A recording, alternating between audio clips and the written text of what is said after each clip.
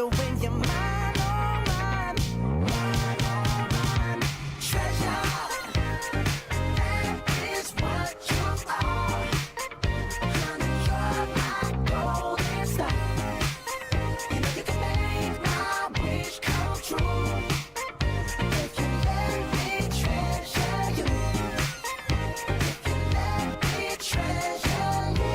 Oh, oh. You are my treasure. You are my treasure. You are my treasure. Yeah, you are my treasure. You are my treasure. You are my treasure. Yeah, you are my treasure. You are my treasure. You are my treasure. Yeah, you are my treasure. You are my treasure. You are my treasure. Yeah, you. Tell me what you really like. Baby, I can take my time. We don't ever have to fight. Just take it step by step. I can see it in your eyes, 'cause they never tell me lies. I can feel that body shake and the heat between your legs. You've been scared of love and what it did to you. You don't have to run, I know what you've been through. Just a simple touch and it can set you free. We don't have to rush when you're alone with me. I feel it coming, I feel it coming, babe. I feel it coming, I feel it coming, babe. I feel it coming, I feel it coming, babe. I feel it coming, I feel it coming, babe. You are not the single type, so baby this the perfect time. I'm just tryna get you high, faded off this touch. You don't need a lonely night, so baby I can make it right. You just gotta let me try to give you what you want. You've been scared of love and what it did to you. You don't have to run, I know what you've been through.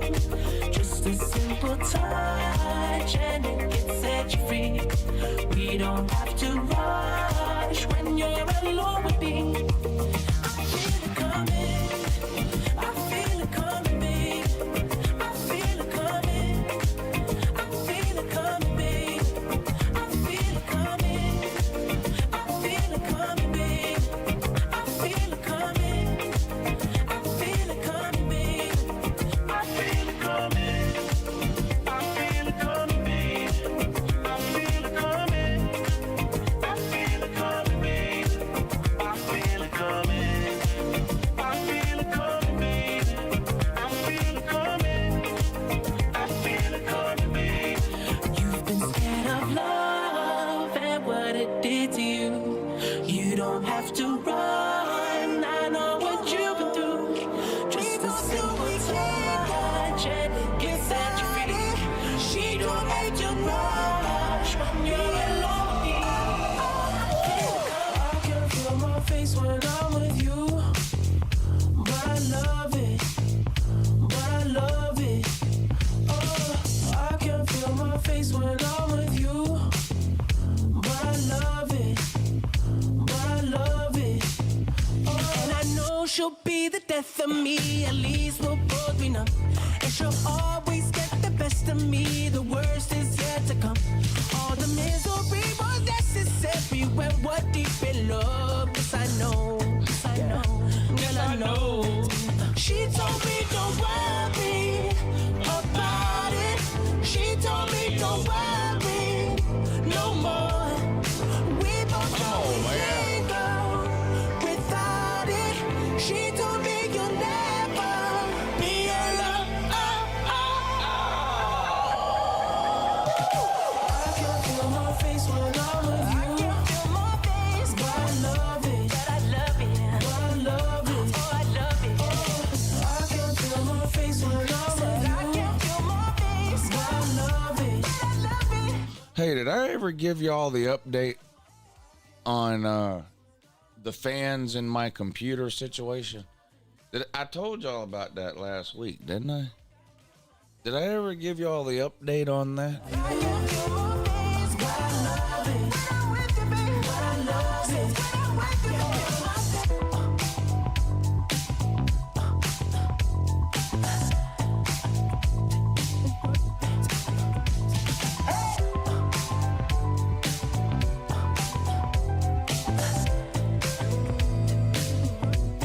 Yep. If Gunner can't throw for 250 on Saturday against Tennessee without their top two cornerbacks, and he can jump in his beat up pickup truck and drive back to the sticks, give me Ryan Puglisi.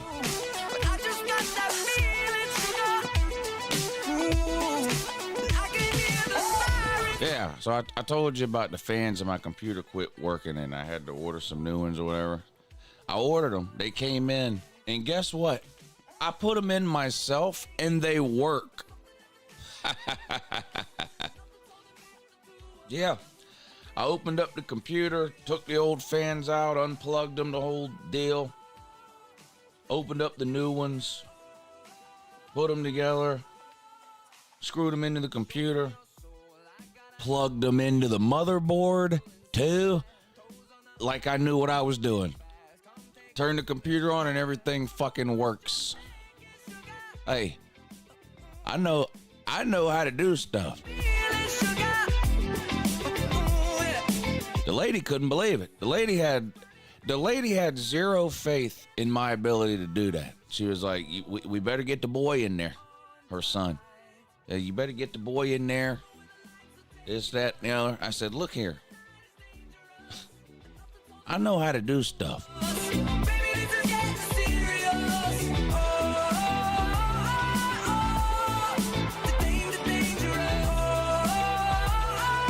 Actually, the reason I'm so proud of myself and the reason I make such a big deal when I do something like that and it works is because I really don't know how to do stuff.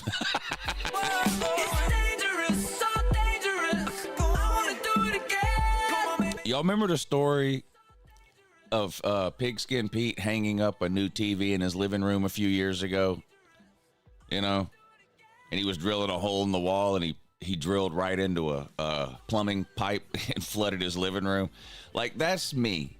That's me every time I try to do anything. So anytime I do something like that or replace cooling fans on my computer, I automatically expect anything and everything to fucking go wrong. So when it doesn't, I'm extremely proud of myself and have to let you know about it because I actually don't know stuff.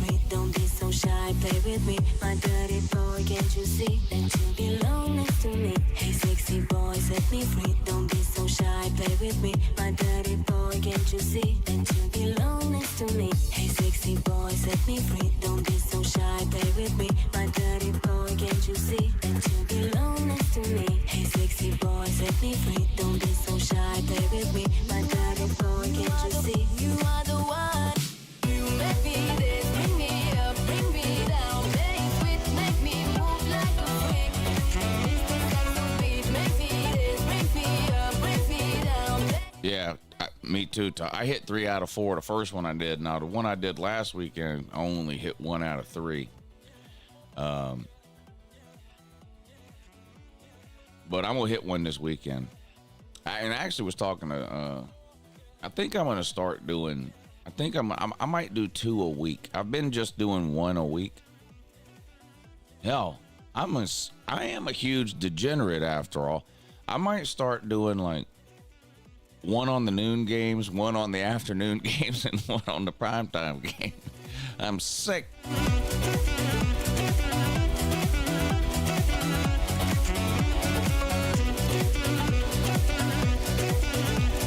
Yeah, that's a complete nightmare with that Matt Be Great guy. And I don't watch him. I know who he is, but I've never really been subscribed to his channel or watched him. So I don't even know. I mean, I saw on Twitter where somebody was posting about what had happened to him. So I went to his channel and I watched the video he made. I don't know what type of content he makes or whatever. YouTube has accused him of basically posting unoriginal content, content that's not his own. I don't know what he posts, but my issue with what he's going through is when something like that happens, you should be able to get in touch with somebody. There should be a way better form of communication between the content creator and an actual human being at YouTube. That is a huge problem. I mean,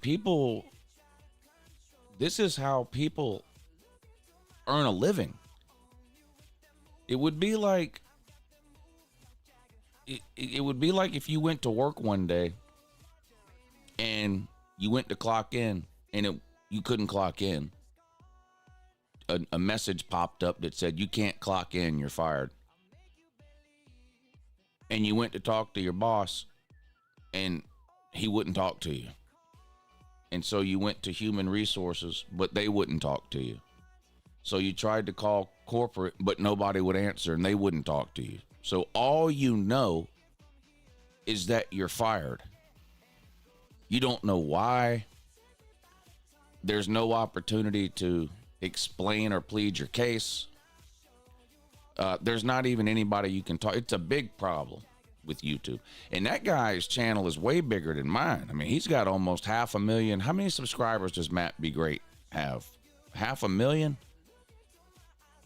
500,000, 400,000. I mean, he's got a huge channel, and they still don't care. It's still, he's just a tiny drop in the bucket, and YouTube just doesn't give a shit.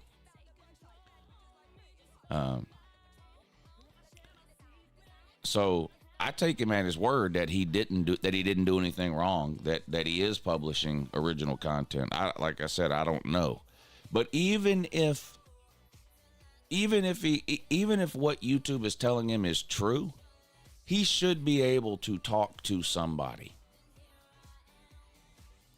To just get an email one day out of the blue that says, hey, you don't work here anymore. Have a great day. And that's the only communication that you get. That's a big problem.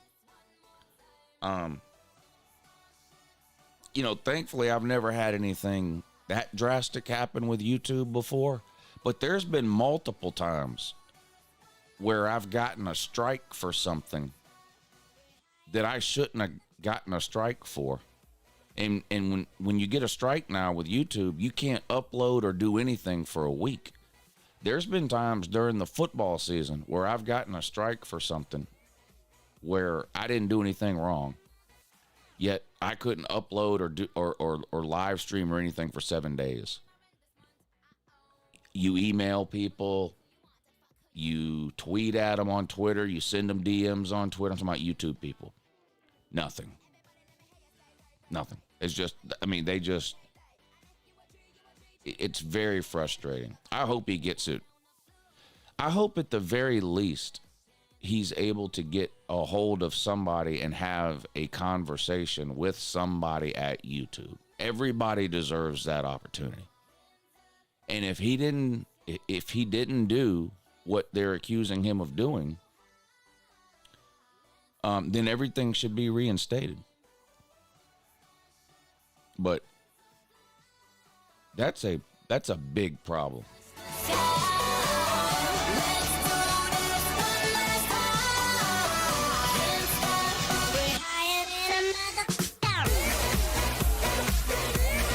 Yeah, the Vikings beat the Bears last night on Monday Night Football. I bet the Vikings, not really for any reason. Honestly, I'm not going to lie, because, I don't like J.J. McCarthy. Well, it's not that I don't like him. I didn't think he was going to be a good NFL quarterback. He was making his first ever start last night on the road in Chicago. So common sense might have been to take Chicago, but I actually took the Vikings in that game just because I don't like Caleb Williams. And it looked like the Bears were going to win, but the Vikings ended up pulling it off. So I started the week 1-0 on the Fuck the Gypsy Pay Lou movement. 1-0 so far.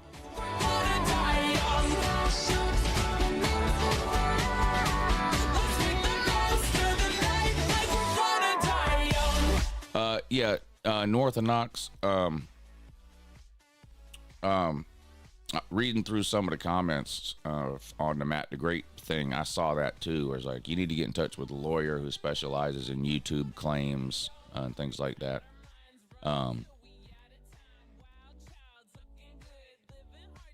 It's just, there needs to be a way that you can talk to somebody. He's being accused of uploading unoriginal content or content that's not his own. The videos that I've seen of him is just him talking over pictures or something like that.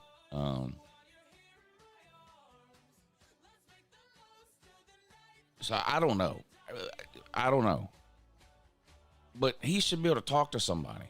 He should be able to plead his case. He should be able to say, look, I did this and that and the other or whatever. Or he should be given an opportunity to delete whatever videos. Let's say he did do something that YouTube has a rule against or whatever. He should be given an opportunity. He should be told exactly what it is he did wrong. And then he should be given an opportunity to delete those videos and not do it again. But to just take away somebody's livelihood like that out of the blue, and y'all know, it's like when you sign up for something that has terms of service, you don't read those, do you? No one reads that.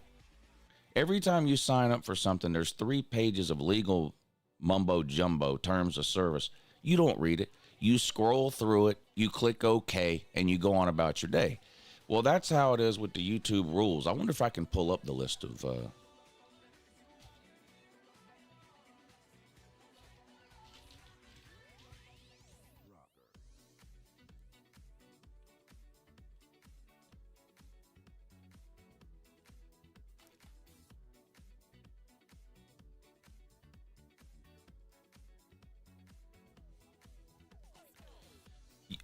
You read some of this and tell me how much sense it makes to you.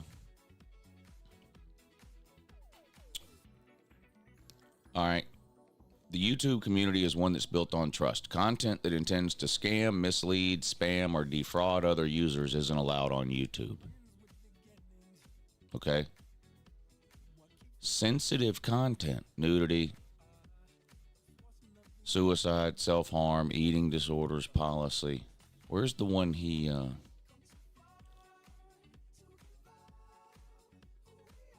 don't even see his on here. Now, this is the one that got me in trouble right here.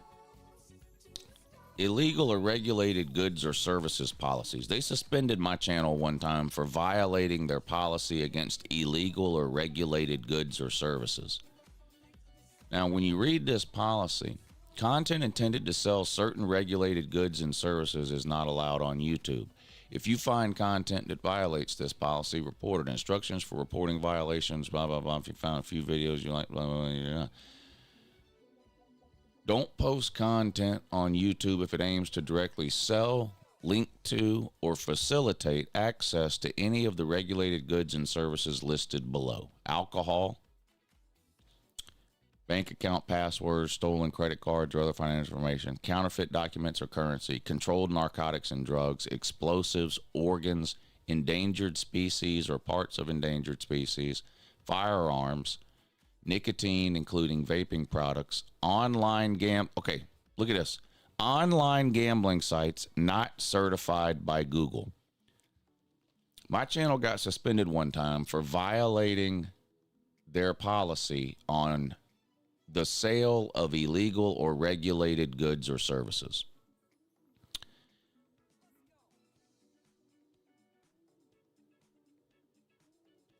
Because of this. I was promoting an online gambling site not certified by Google. Now, I actually did get in touch with a human being at YouTube when this happened.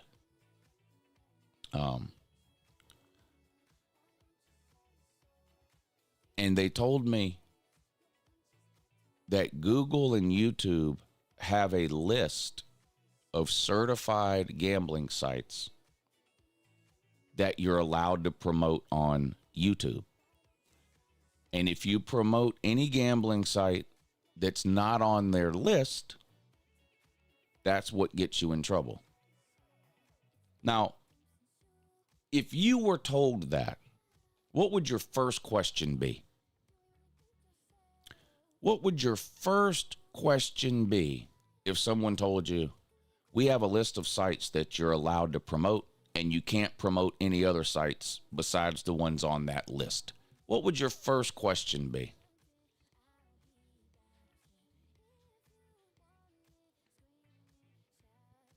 What would your first question be?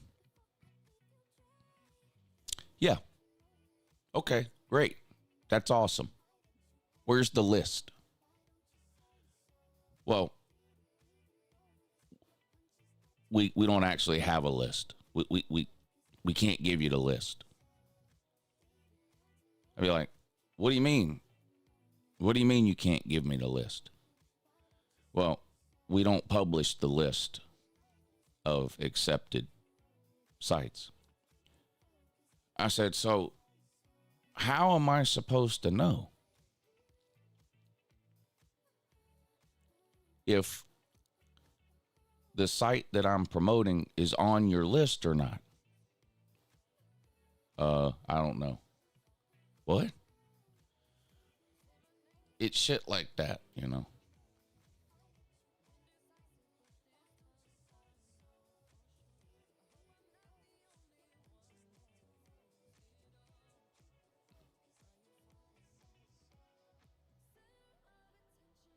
I hope he gets it straightened out. Yeah, they won't show you the list.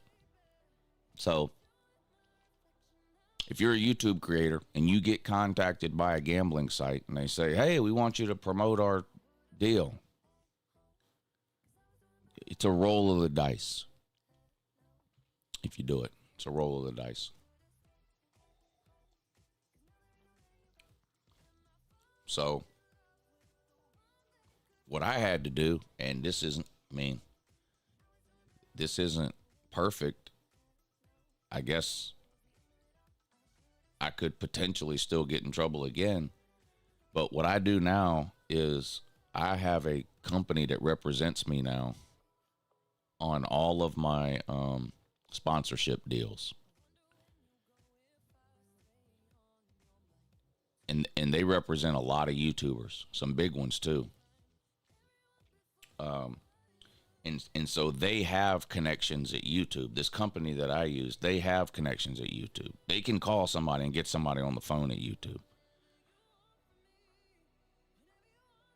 So I go through them now. Now, they take a percentage, you know. So if whatever company is going to pay me $10 to promote their product, they take $2 of that $10, you know, or whatever. But it's like having an agent almost, you know.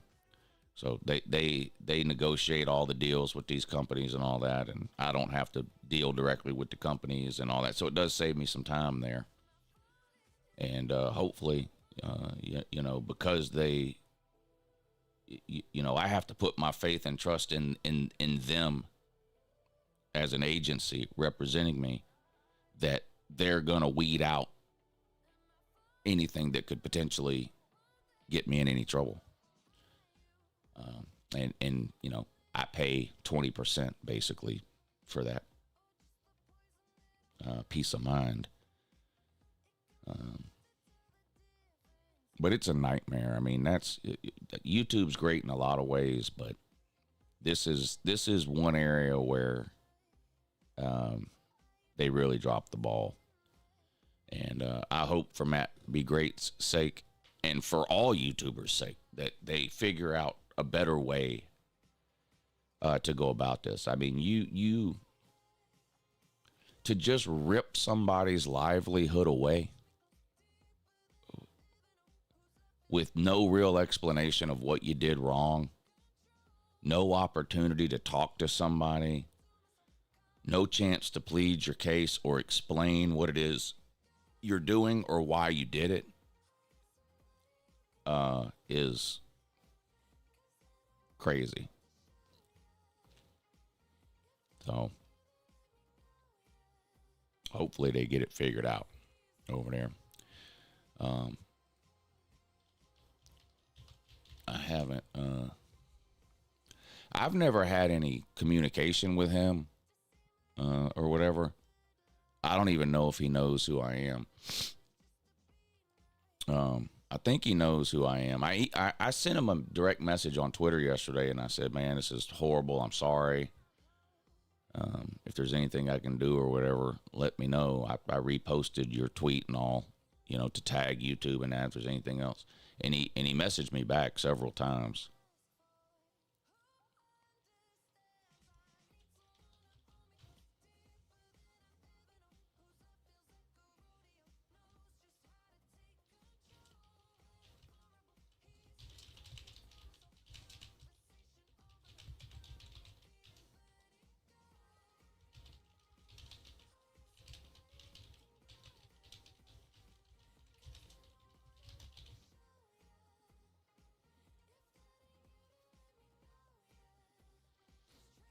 But I hope he gets it figured out. Let's see if he's tweeted anything out. No, the last tweet he has is the one yesterday morning where he's asking people to tag YouTube for help and all that. Let's go to his YouTube channel, see if he's uploaded anything. No. The last video he uploaded was the one yesterday where he's asking people to help him get in touch with YouTube. I feel bad for him. I don't know what they're saying. They're accusing him of posting non-original content. Okay, well, let's take a look at some of his videos. Let's take a look at some of his videos. Let's just click a random video.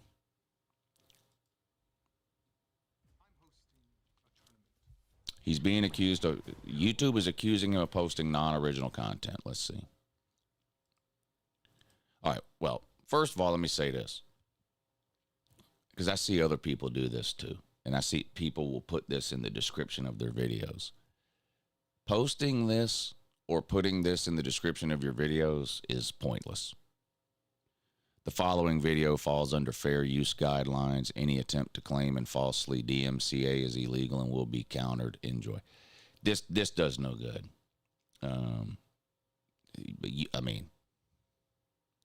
This is something that gets decided in court, whether or not something is fair use. But anyway. Ladies and gentlemen, boys and girls, hope all of you are having a great week. If not, hope this... All right. Let's start here. Now, if somebody wants to be really nitpicky, Matt Be Great does not own this picture. I don't know that for certain, but I'm pretty sure Matt Be Great didn't take this picture.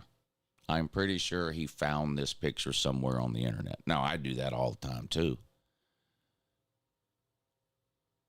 But this video can make it a little bit better. And man, oh man, guess who's back in the news? I already know what some of you are sitting here saying. Matt, why are you making so many Shedeur Sanders video? Listen up, buddy. It is one of them. Not the... All right. I can only assume this is the kind of thing that has got him in this situation.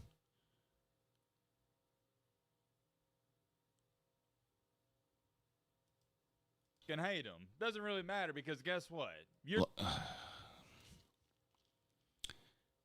Now, if he hired a lawyer and went to court, then what he's doing here probably does fall under fair use.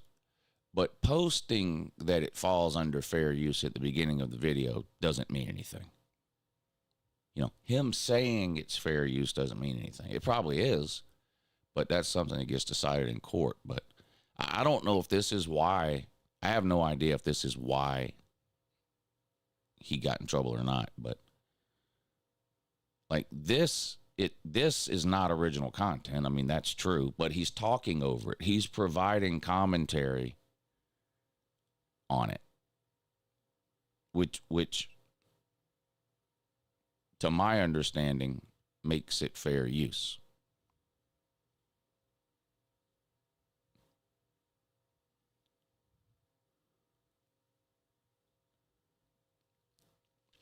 But see, like he might have to stop making videos this way. He might have to just be on camera talking. You know? But almost everybody does this. And I think he has some videos, let's see, where yeah, see, I think a lot of his videos are done that way, where he's just showing pictures and videos and talking over it. There are some videos like this that's just him talking. So like this would be fine, I'm sure. It must be like these types of things that they're saying he can't do, where he's not on video, he's just posting pictures and videos and talking over it. But again, the fact that the fact that he has to guess what it is he's doing wrong is part of the problem. You know, when you get in trouble with YouTube, all they do is send you an email with a link to whichever one of the guidelines they're accusing you of breaking. Like, so community guidelines. So they have this whole list of community guidelines and policies. And when you get in trouble with YouTube, all they do is send you an email saying, we've detected content, you know, that goes against our guidelines. You've violated the sensitive content guideline, or you've violated the regulated goods guideline, or you've violated the misinformation guideline. They don't tell you what video. They don't tell you what it is about the video. They basically say you broke a rule and you're in trouble. They don't tell you exactly what you did. And then if you email them back, you get an automated reply from a bot. It's not a real person. It's almost impossible.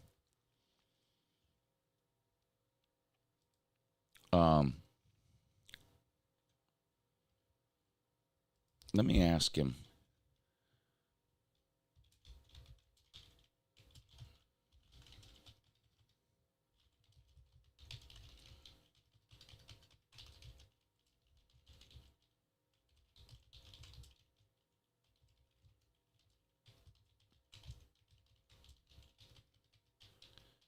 Have you direct messaged them through creator support, not email, but the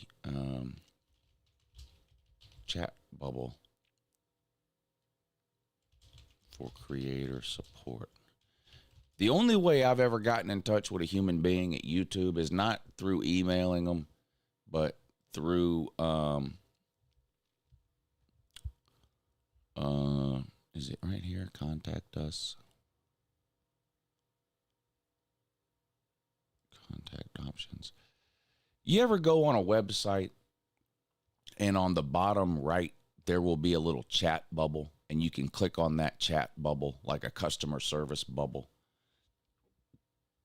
YouTube does have a creator support page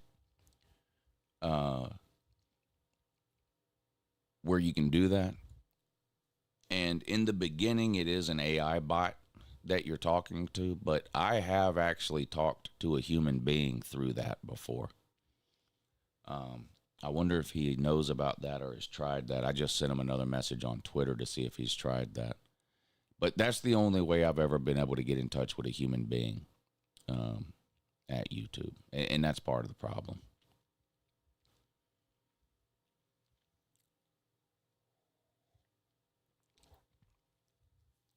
That's part of the problem. I mean, there's nothing wrong with YouTube having rules and policies and guidelines and wanting creators, content creators, to stay within those guidelines. But the guidelines are all written by lawyers. They're hard to understand. And then when you're accused of violating one of those policies or guidelines, there's no clear direction from YouTube on what exactly it is you did wrong. And there's no recourse like to be able to ask someone a question. There's just these generic emails with bot replies.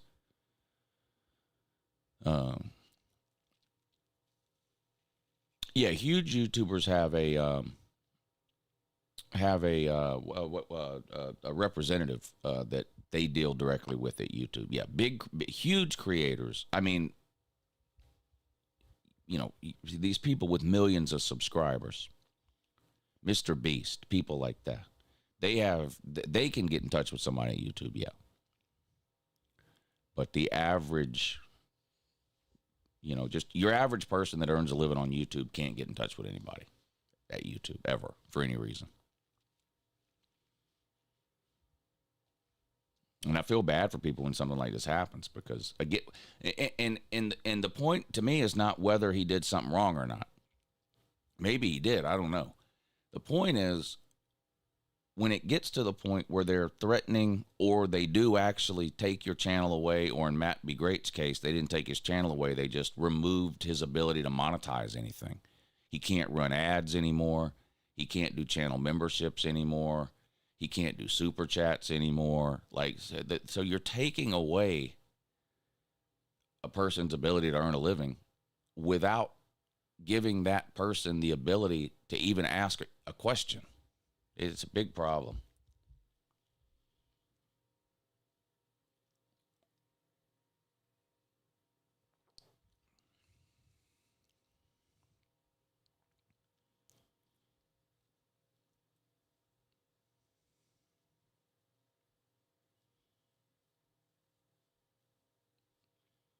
You know, I hope he's able to get it straightened out. I hope he's able to get it figured out. It sucks. So hopefully he gets it figured out.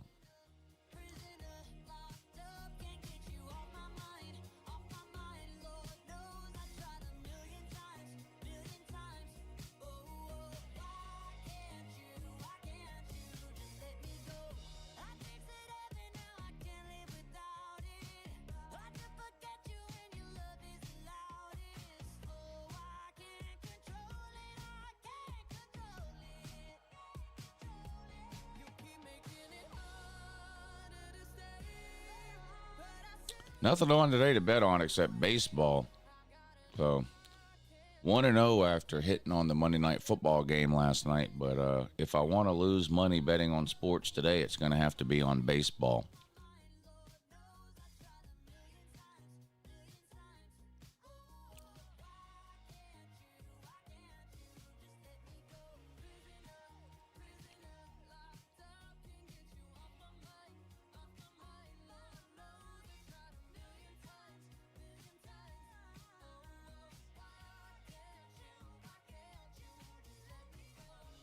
What's up, Jesse?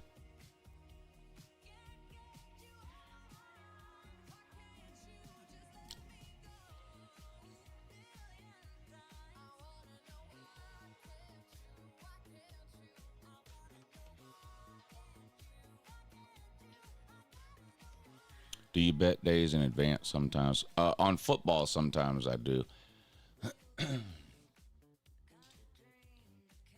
If there's a game I really like, then I'll bet it early, especially if I think the line is going to move against me during the week. Like let's say a line comes out on a football game and some team is favored by 6, and I think they're going to win by more than 6. I'll go ahead and bet it early because I don't want to wait and the line goes to 7. I'd much rather, obviously, you don't have to be an expert gambler to understand that it's way better to have a team at -6 than it is to have them at -7. Now, sometimes you bet a game early and it doesn't work out for you, you know.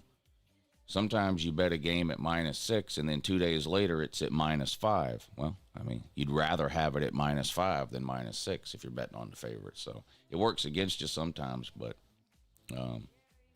baseball, you can't bet in advance. Baseball, you can't bet the game until the day before, sometimes the night before, but because they play every day. So, you know, injuries could have, like you can't bet a baseball game that's being played Friday today because they're not going to put a line out on a Friday game today because what if their best player gets hurt tomorrow? Because they play every day.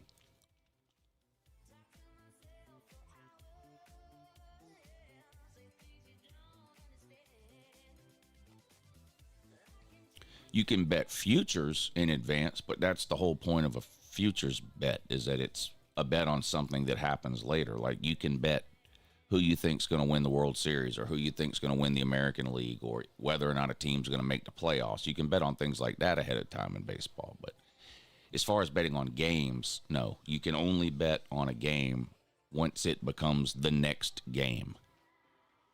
So if the Yankees play today at 7 o'clock tonight, you can't bet tomorrow's Yankees game until tonight's game is played. And then they announce and confirm who the starting pitchers are for tomorrow and all that.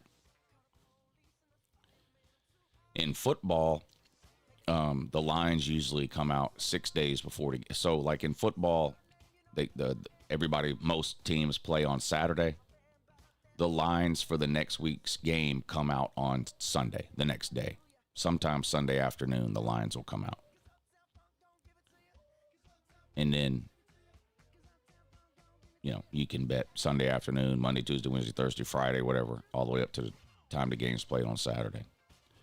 Thankful for ESPN Analytics dummies. They pushed the betting lines in Tennessee versus UJ to -3.5, making an easy $90 on that game. So you're taking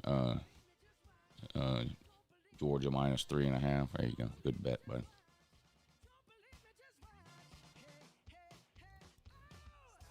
ESPN Analytics don't affect the line on a game, by the way.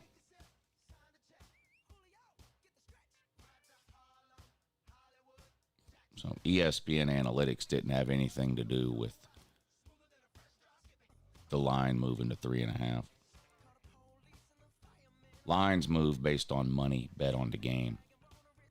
A bunch of people start betting on Tennessee, the line moves the other way. A bunch of people start betting on Georgia, moves the other way. So when the line was -6.5 Georgia, a bunch of people started betting on Tennessee. That's what drove the line down to 3.5.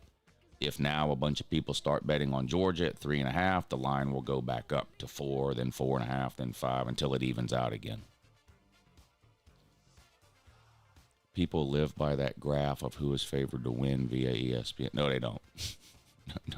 No, they don't. People don't live by that.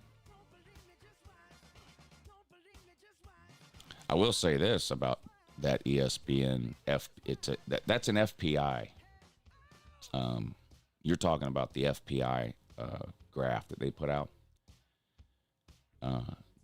That FPI graph is one of the most accurate sports predictors on the planet.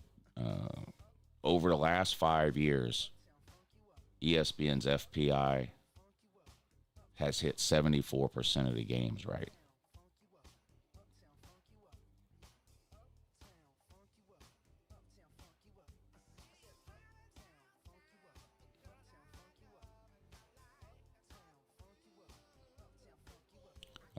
In fact, it's usually the opposite as far as what people think about that graph. Most of the times when I see people posting the ESPN FPI analytics graph about who's going to win a game, it's to say how stupid the graph is.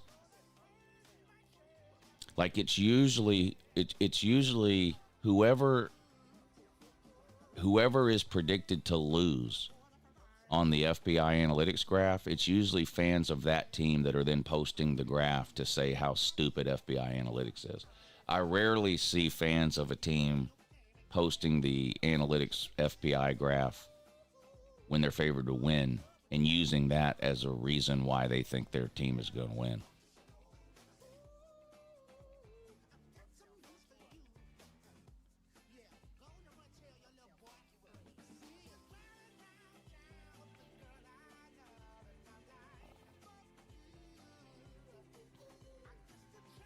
Tennessee has a 51.5% chance of beating Georgia. According to ESPN FPI, yes. The same FPI that when they put their ratings out, y'all cry about nonstop.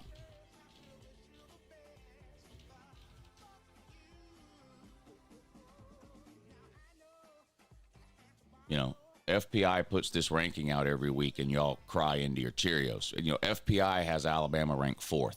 Y'all cry and complain. They have Southern Cal 5th. Y'all cry and complain about this nonstop.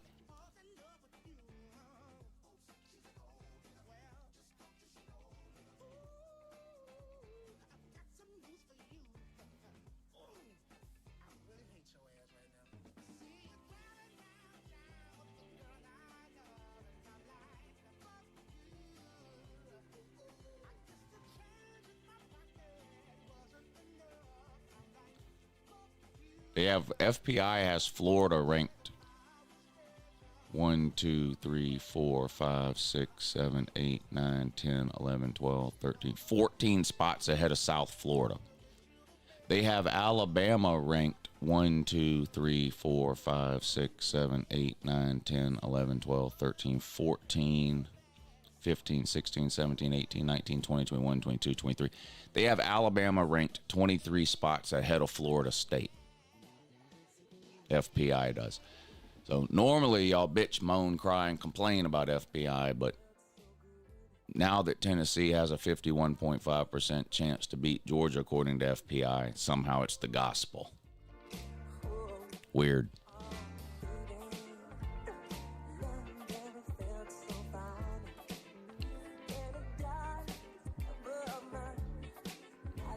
I mean, I definitely think Tennessee can win the game, but it's got nothing to do with the fact that FPI has Tennessee at 51.5%. That's got absolutely nothing to do with it.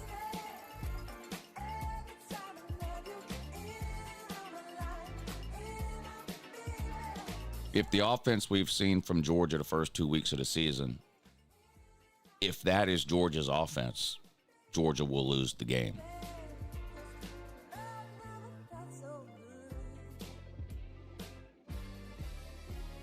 They'll lose 21-17 or something like that. 20-13, something like that.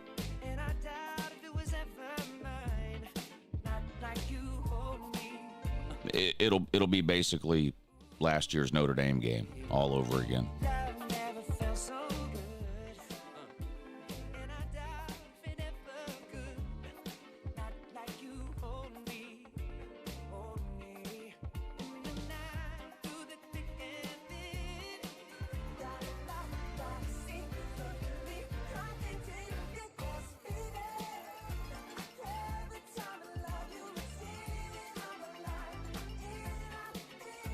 Yeah, I've gotten every email that's ever been sent to me.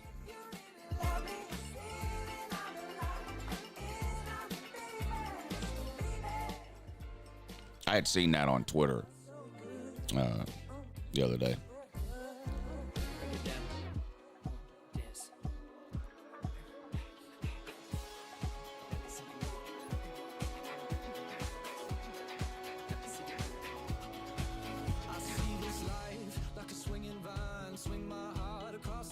Texas is ahead of Ohio State on FPI. Alabama's 23 spots ahead of Florida State on FPI. South Florida is 10 spots ahead of Florida on, or Florida is 10 spots ahead of South Florida on FPI. I mean, there's all kinds of weird shit on FPI.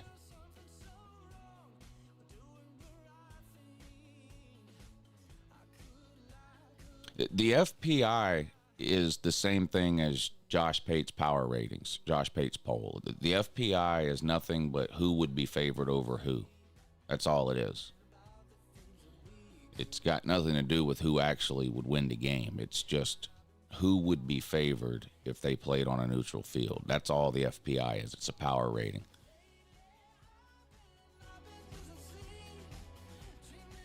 So according to ESPN, if Alabama and Florida State played tomorrow on a neutral field, Alabama would be favored. If Florida and South Florida played on a neutral field tomorrow, Florida would be favored. That's all they're saying on the FPI.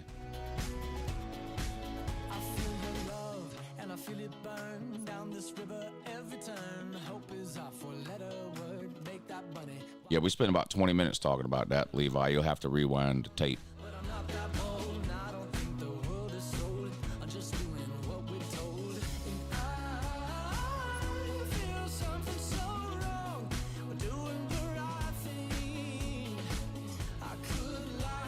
No, that's okay. I'm just letting you know if you want to. We talked about it for basically the first 20 minutes of the show, though.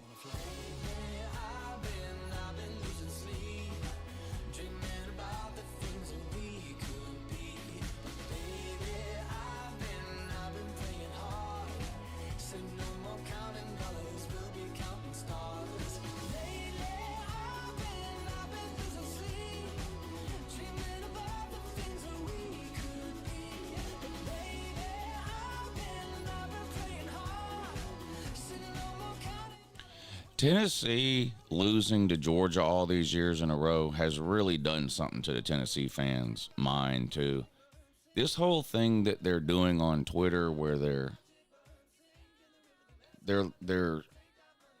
this whole reverse psychology thing that they have going on Twitter.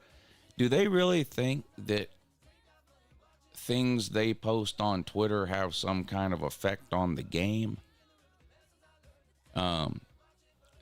Tennessee fans held this big meeting a couple of days ago, and they said, you know, we've spent the last 8 years running around the internet talking about how we're beating Georgia every year, and this is the year, and then we get our ass beat. So this year, let's not do that. Let's constantly post on Twitter 100 times a day that we have no chance to win the game. Then maybe we'll win it. It's really weird. I'm going to go ahead and break this news to you, Tennessee fans, but nothing you post on Twitter one way or the other has any effect or impact on the game at all. You weren't losing to Georgia for 8 years in a row because you're retarded on Twitter. You lost to Georgia 8 years in a row because you had terrible teams with terrible coaches, and Georgia had great teams with the best coach in college football. But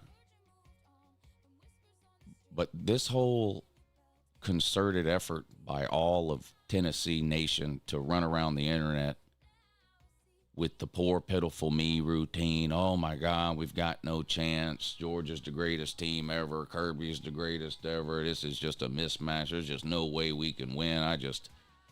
We just be on to the next one. And, you know, it is what it is. We're just never going to beat Georgia's going to win by 100. That's not going to affect the game at all. That's not going to affect the game at all.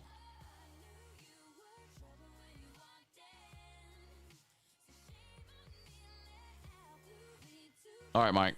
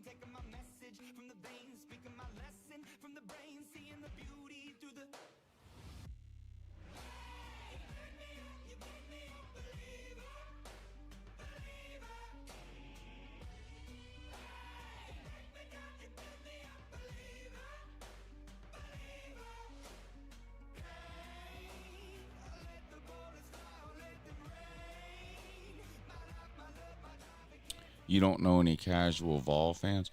So you think that Tennessee fans, like serious college football fans that know football,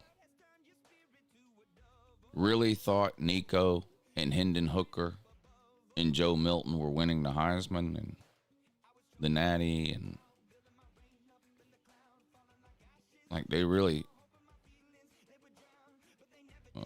thought that?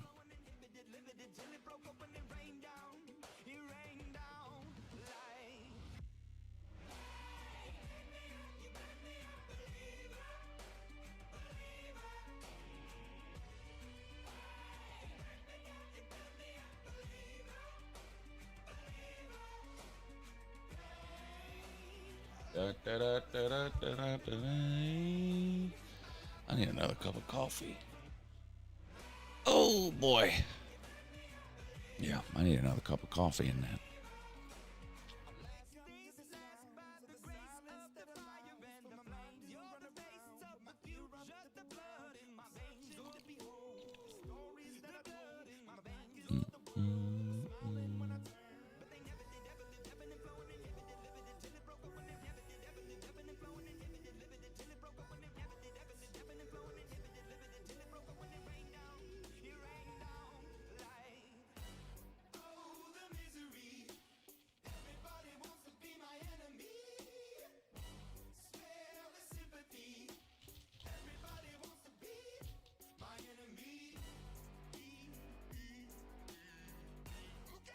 What? Oh.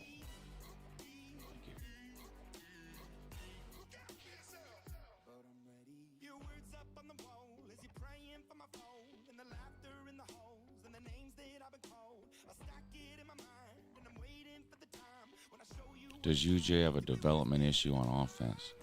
I don't know. Didn't they have like 6 offensive players drafted last year?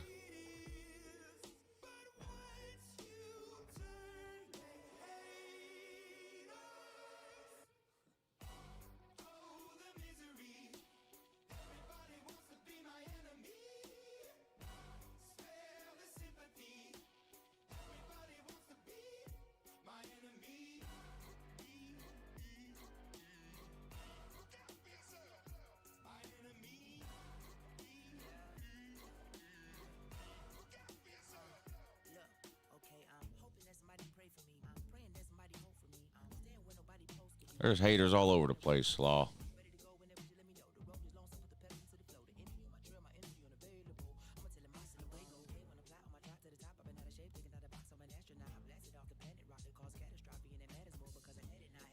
That entire offensive line got drafted.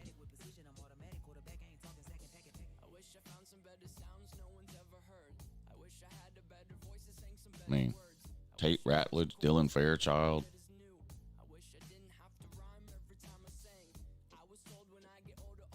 Dominic Lovett got drafted. Arian Smith got drafted. Jared Wilson got drafted.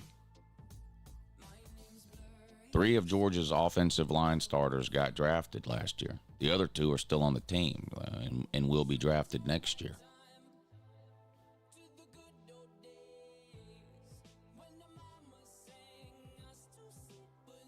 None of them would have been drafted when they were 18 coming out of high school. So they went to Georgia, got developed, and got drafted. Georgia had 2 players in the NFL last year with more receiving yards than anybody from Ohio State.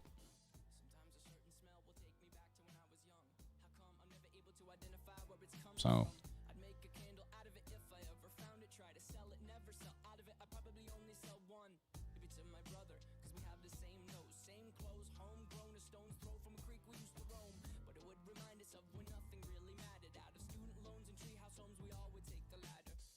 The guy that was just talking about casual Tennessee fans, every fan base has those, right, Spank?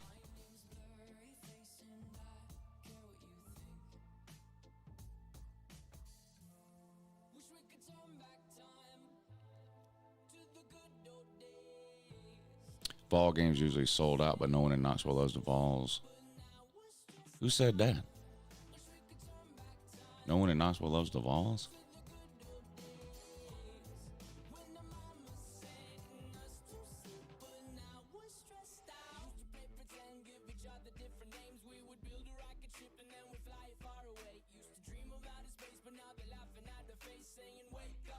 The majority of people at any national title game are casual fans.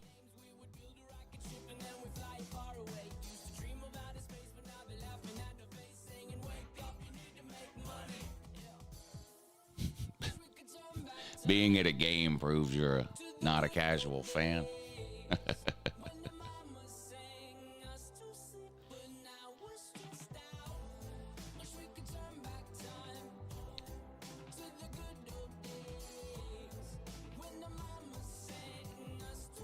I went to UGA.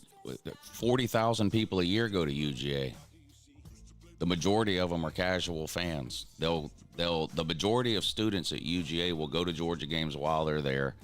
They'll follow Georgia football while they're there, and then once they leave, they'll never pay attention to it again.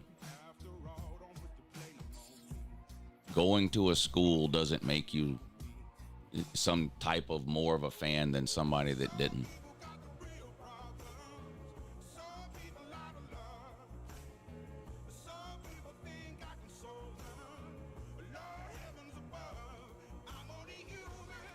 Yeah.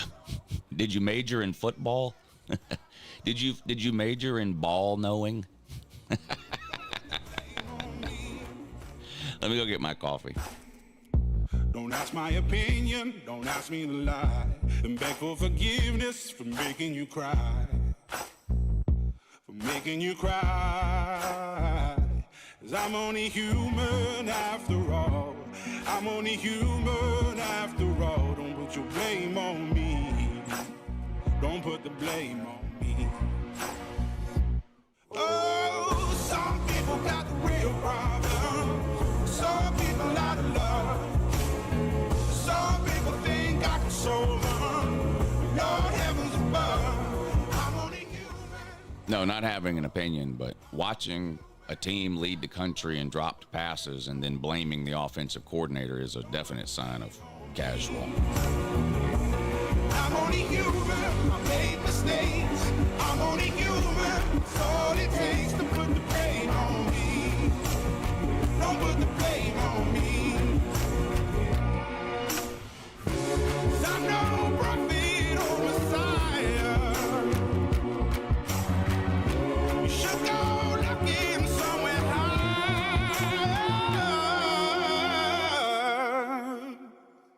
I'm only human after all.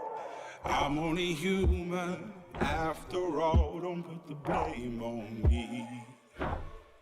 Don't put the blame on me.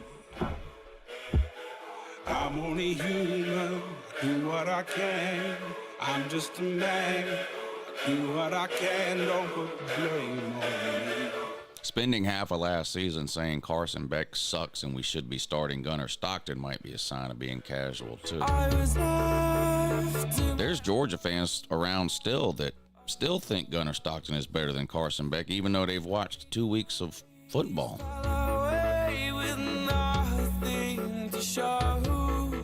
And the walls kept tumbling down in the city that we love. Great clouds all over the hills, bringing darkness from above. But if you close your eyes, does it almost feel... I know one thing, the Carson Beck sucks crowd are going to be down really bad Sunday night if Georgia loses to Tennessee and Gunnar Stockton looks like shit again, while Miami and Carson Beck light up South Florida and beat them by 40.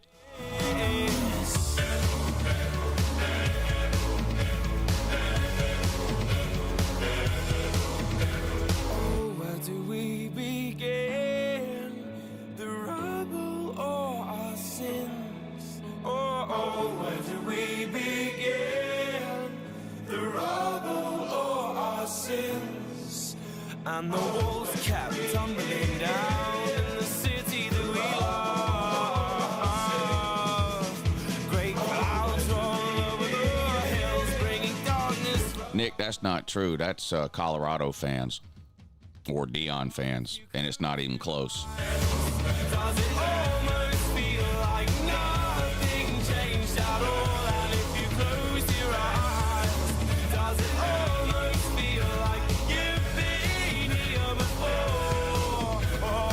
Now, because Georgia's been so good the last 7 or 8 years, there are a lot of, and this isn't just a Georgia thing. It happened with Alabama. It happened with Clemson in the late 20 teens. Anytime a team gets really good for a significant amount of time, a lot of people become fans of that team. And so you end up with a lot of less than genius takes because you got a lot of people who are just along for the ride.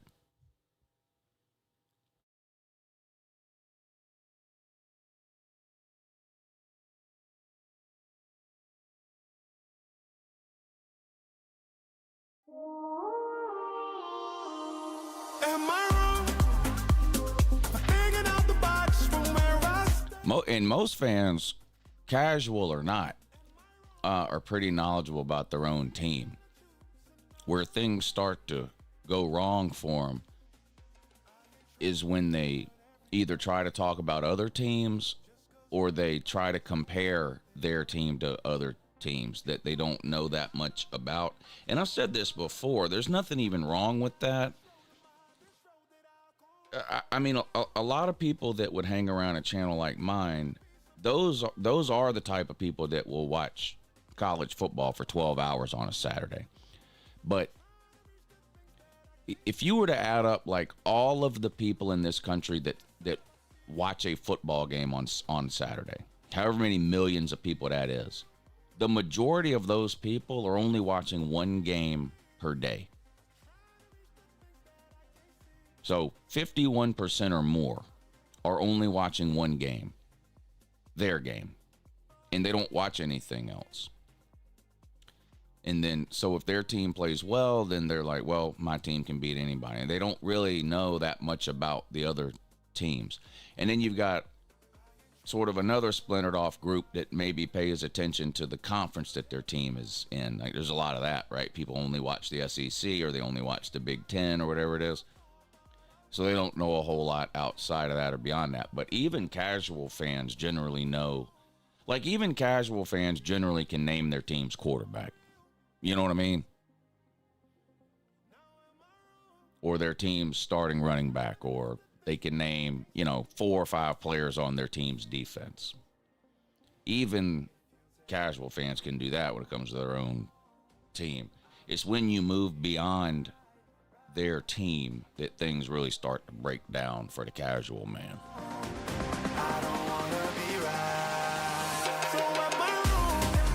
Let me give you an example of what I'm talking about.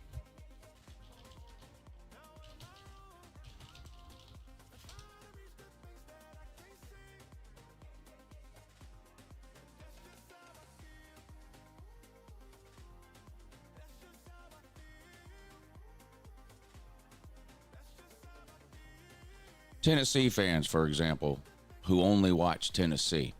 So, 2023 comes around, they watch Tennessee beat Virginia 49-13 and Austin Peay 30-13, and then they go, oh shit, we're good, we're winning a natty. Then they go to Florida, lose 29-16. Or 2024. Tennessee fans watch their team beat Chattanooga 69-3. They don't watch anything else. They watch their team beat NC State 51-10. They don't watch anything else. They watch their team beat Kent State 71-0. They don't watch anything else. They watch their team beat the worst Oklahoma team in 20 years, 25-15, but they don't watch anything else. Then they go to Arkansas and lose 19-14, can't get a first down. Then they play Georgia, lose 31-17, can't get a first down. That kind of thing. So now they could tell you every stat for Nico. Last year, for example, even the casual Tennessee fan could tell you every stat for Nico in the Chattanooga, NC State, Kent State, and Oklahoma game. They can tell you every stat. You know, but they know nothing beyond that.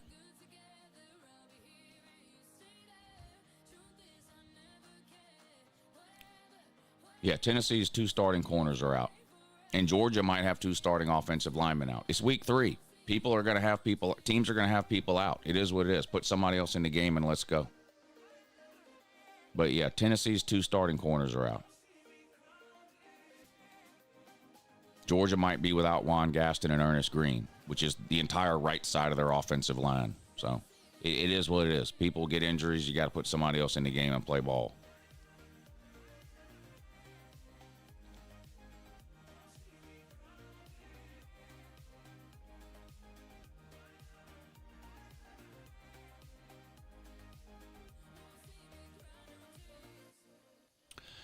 I don't know if Vandy's going to beat South Carolina or not. It's hard to play. Look, people clown me. It is hard to. Williams-Brice Stadium at night is not an easy place to play. Is it LSU at night? No. But generally that's because South Carolina's not LSU. But that's a tough place to play.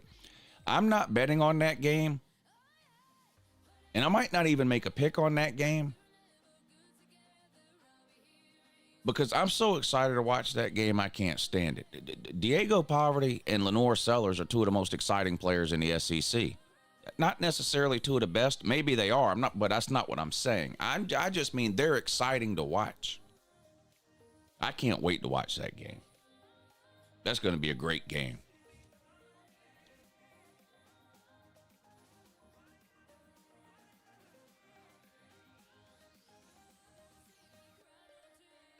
I think it's going to be a great game. South Carolina and Vandy. When's the last time we were this excited for a South Carolina Vandy game? It's been a while. It's been a while.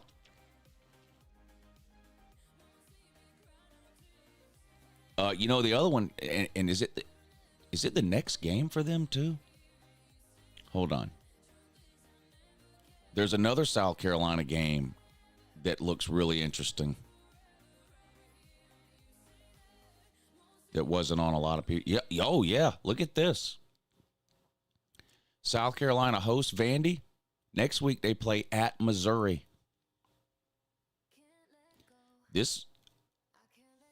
Y'all, I was wrong about Missouri.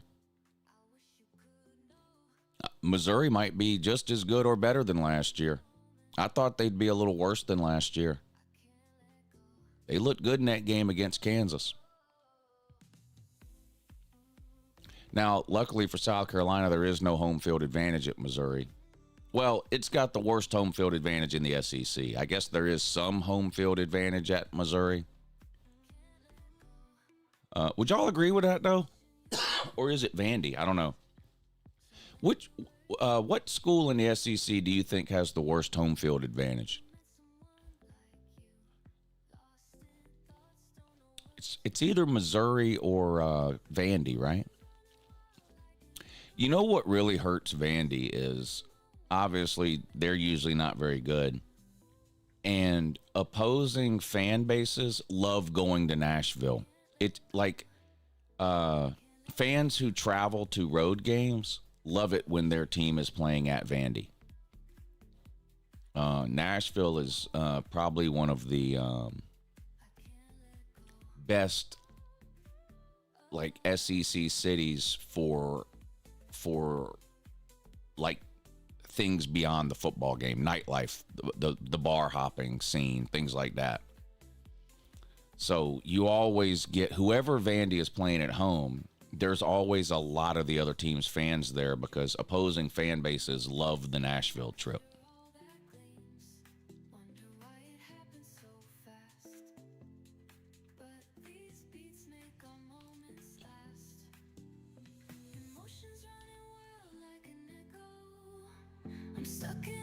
You can get zooted in Nashville. Well, you can get zooted in any college town, bud. But yeah, I've never been to Nashville, so I don't have a personal opinion on it, but I know from listening to other people talk, it's a very popular away game trip for fan bases to take.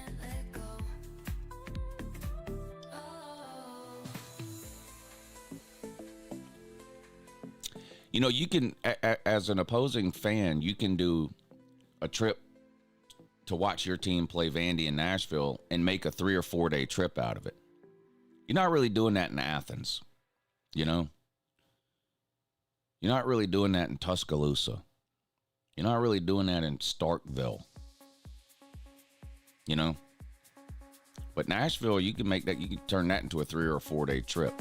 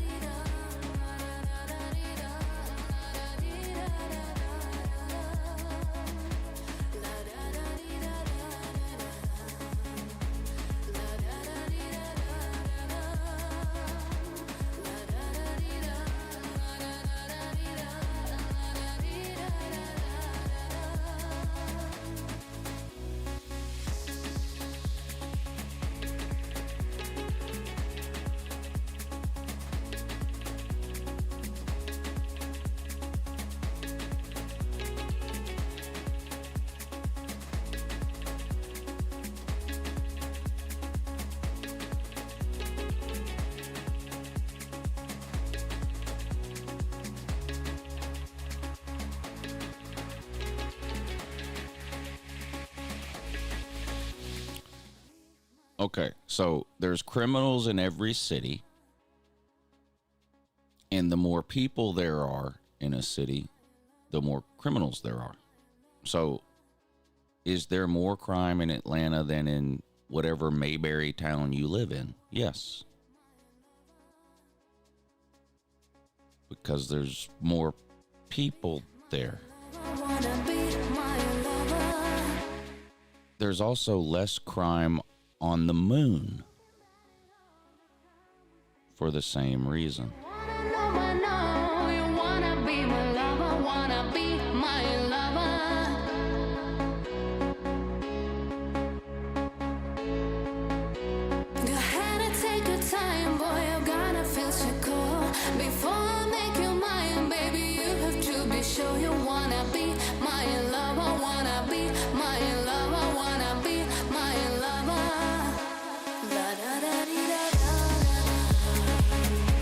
La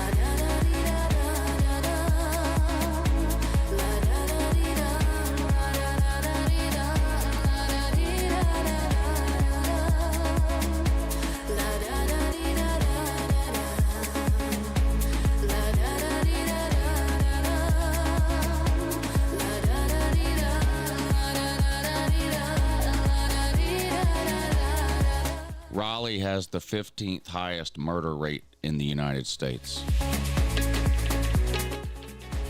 You live in a giant ghetto. Congratulations.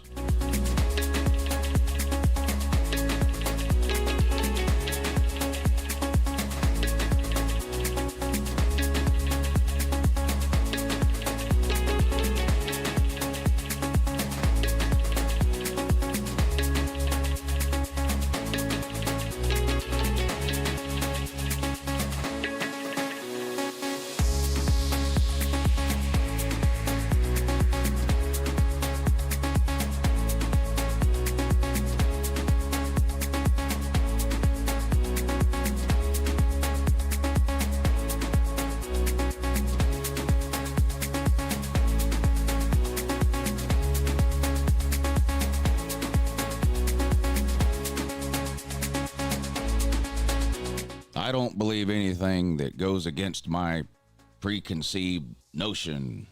Get me back to my safe bubble immediately.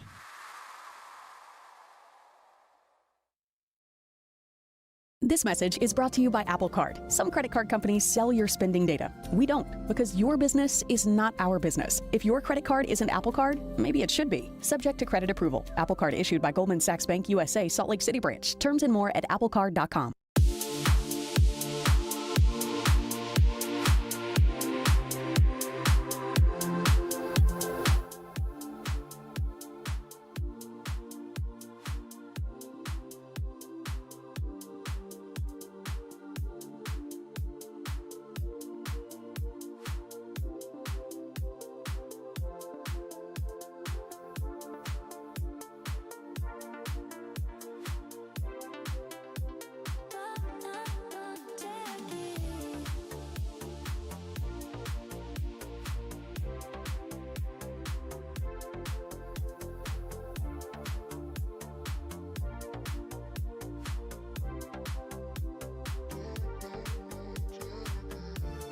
Keep your eye on TCU. They got a good QB.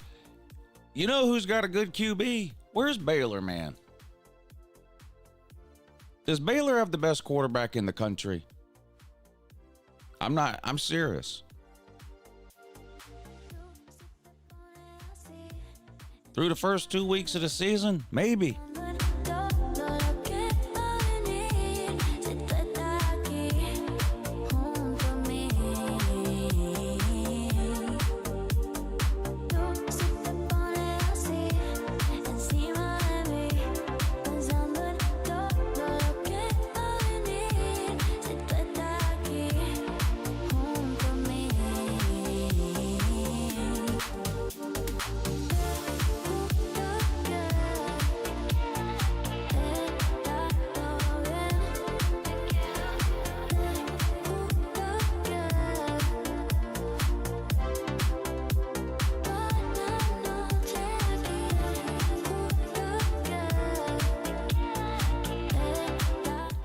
I would come over and eat breakfast with you,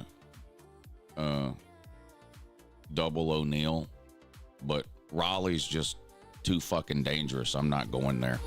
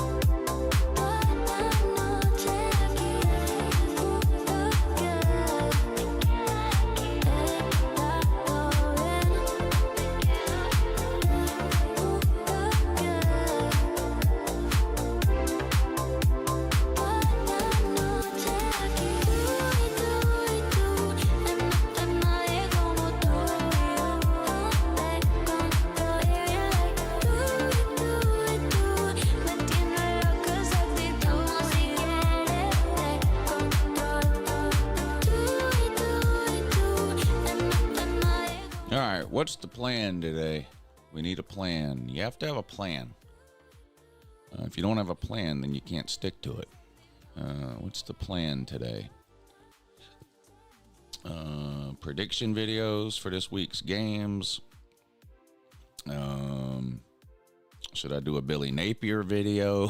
I feel like I should do a Billy Napier video just because I know people will watch it. But I do need to get started on these prediction videos too.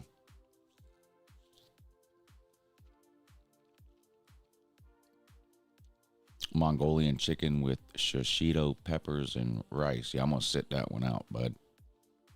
It's Taco Tuesday down here. Taco Tuesday down here. I got class and I gotta write a paper. Dang. Do you like actually have to write it? Or I don't take games where the spreads are that high. I don't bet on games where the spread is that high. It's a 4-touchdown spread again.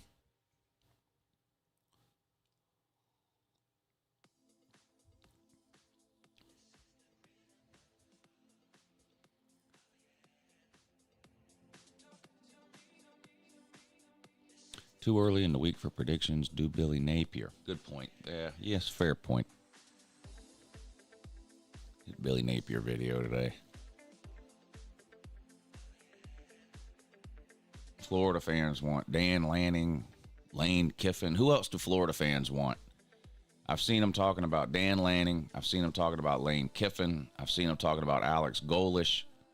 Are they going to do the thing where they just want every coach that beats them? So like now they want Golish. Next week they'll want Brian Kelly. Who else do they want? Oh yeah, John Gruden. Yeah. Let me write these down. All right. Of course they want John Gruden. They want Golish. They want Dan Lanning. They want Kiffin.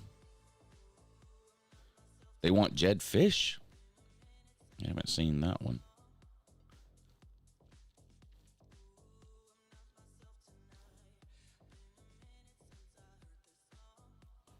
I hope they hire John Gruden. That would be a disastrous hire. I hope that's what they do. Urban Meyer. Jeff Brom. Jeff Brom might not be a bad hire. He's a Louisville guy, though. Right? Isn't he a Louisville guy? I don't know if he would leave there. Fran Brown.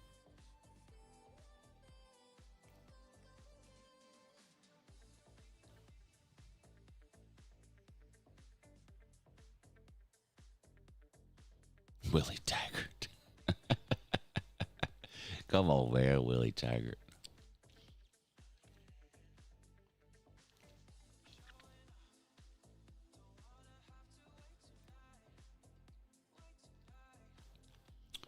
What about Jeff Lebby?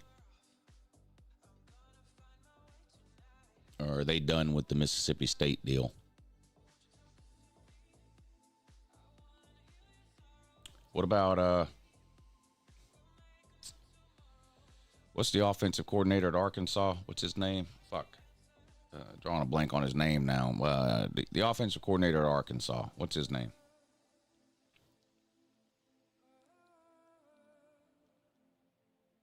Yeah, Petrino. What about Petrino?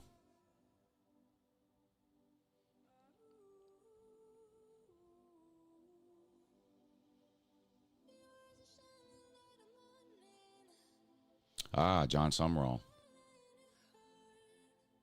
Good one. That's a good one.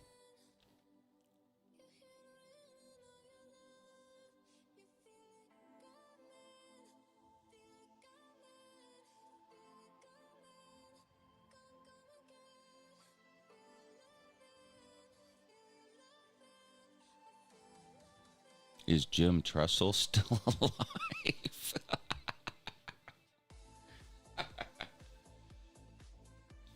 Matt Campbell. You know, people have tried to get him before, and he wanted to stay at Iowa State, so I don't know.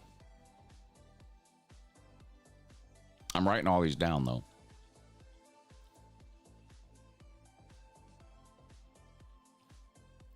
Gary Patterson. I think he's off into the sunset, isn't he?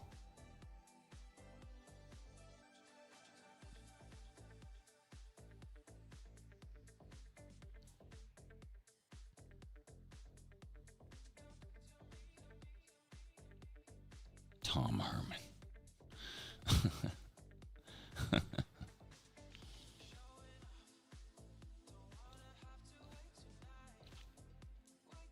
Lance Leipold?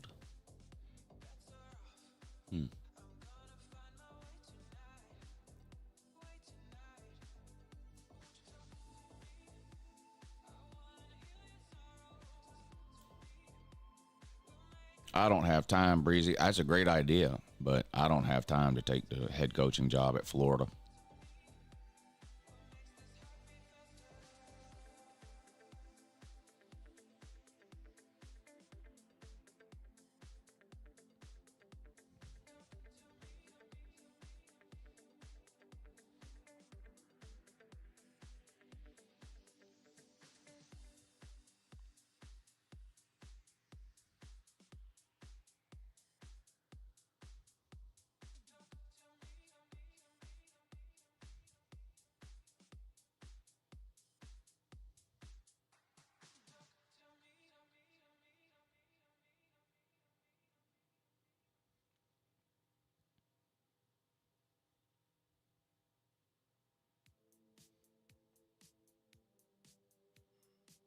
Call-in show tonight should be a good one. I'm sure we'll hear from Octavian.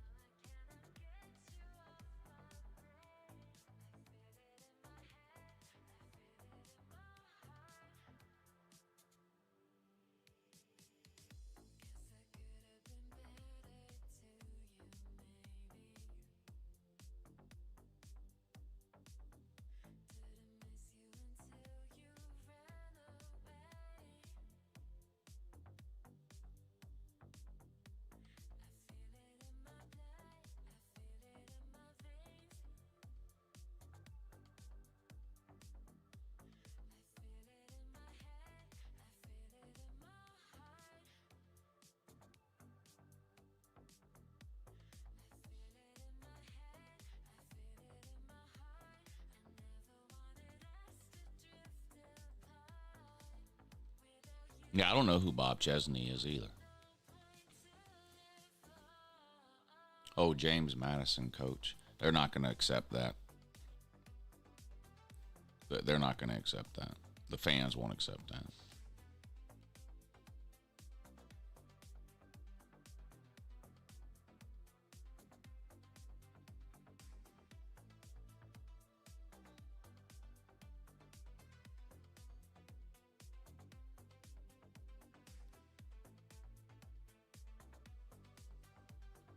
Is the bacon crispy? I like my bacon to be cooked twice. You know what I'm saying? Extra crispy.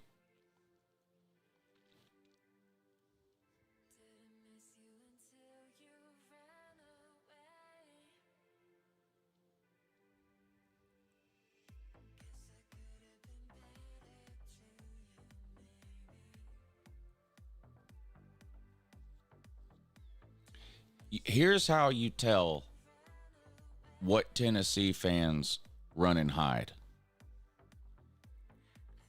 When and if Tennessee beats UGA again, whether it's this Saturday or next year or the year out, whenever it happens, you will see a bunch of Tennessee fans in my comment section who you don't recognize. Those are the ones that have been running and hiding for 8 years. The names you see in here that you recognize, like north of Knox, those people are always around. They're not, those aren't the run and hide people. To find the run and hide people, you got to wait until Tennessee wins and then come to the comment section and scroll, and you'll see hundreds of them who haven't been here in years.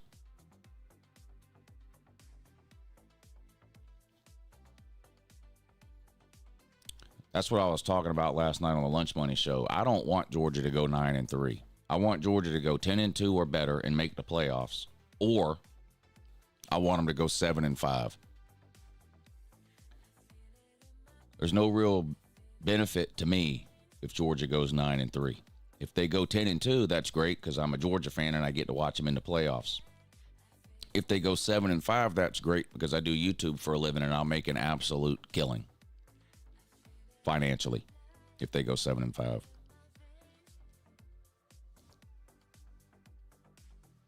Best case scenario for me financially would be lose to Tennessee, lose to Florida, lose to Alabama, lose to Texas, and then any one other game. It wouldn't even really matter. But those 4 losses there: Tennessee, Florida, Bama, Texas. Those 4 teams have huge fan bases on the internet, and 90% of them would be watching my videos the second Georgia lost those games.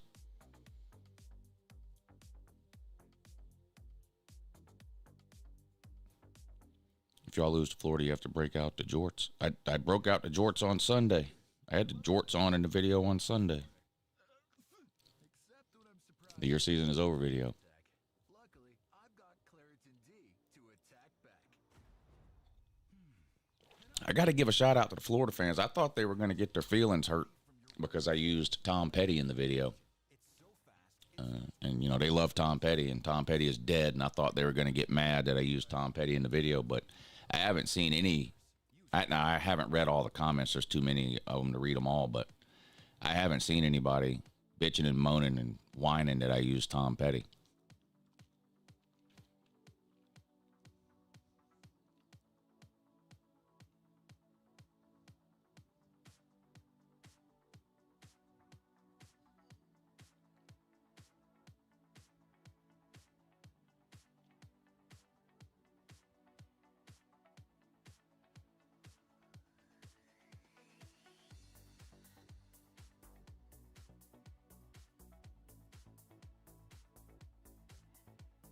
I hear you, North and Knox. I hear you.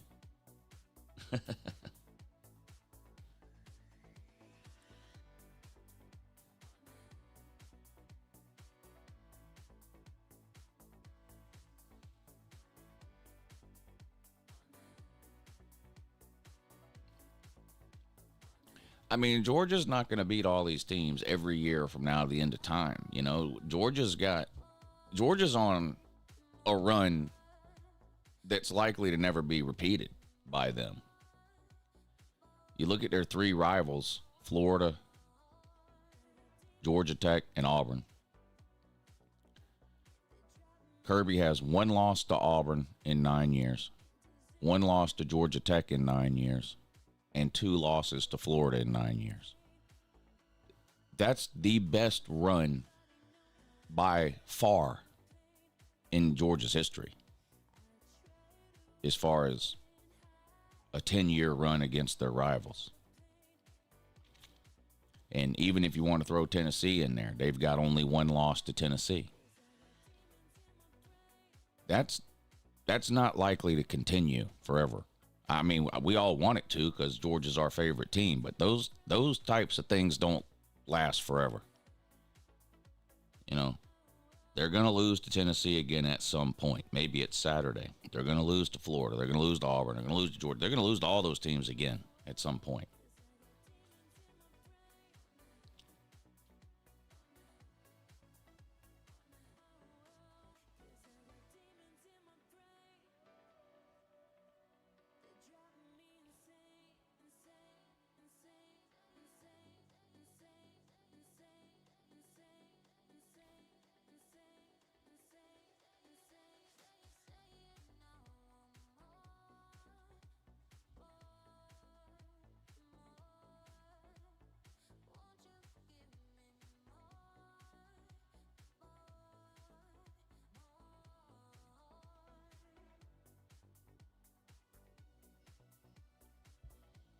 Tennessee fans think they'll never lose to Vandy again. Yeah, Tennessee will lose to Vandy again at some point.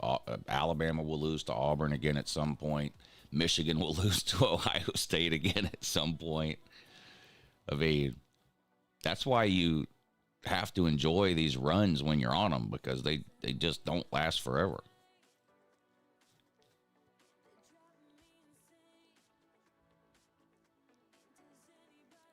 Florida wins every game remaining on the schedule. Yeah, of course they do. Of course they do.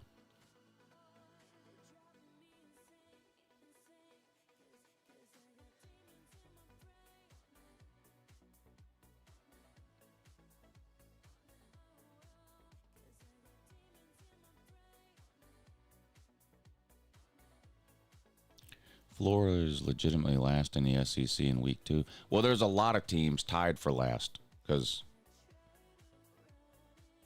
No, actually, they're not last.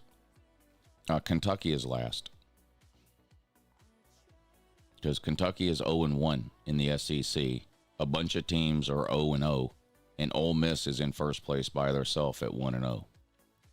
Because that's the only SEC game.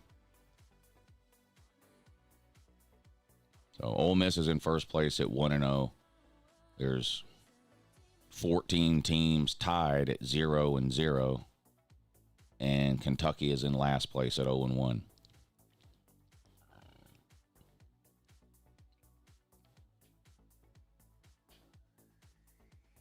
They may finish last.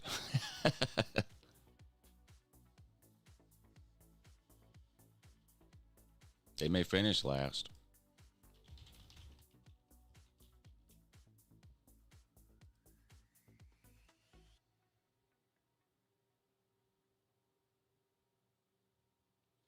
I mean, the easiest game left on Florida's schedule is against a team that just beat Arizona State.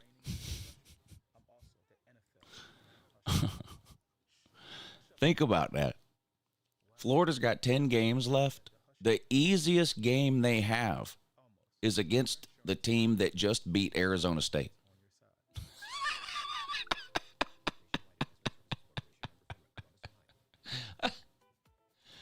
Boy, look. LSU, at Miami, home against Texas, at Texas A&M, home against Mississippi State. That's the easiest game left, Mississippi State. Then they play Georgia, at Kentucky, at Ole Miss, home against Tennessee, home against Florida State. I mean, they might. Are they? Please tell me they're not going to go 1-11, are they? They're not going to go 1-11. Could they get to 3 wins or 4?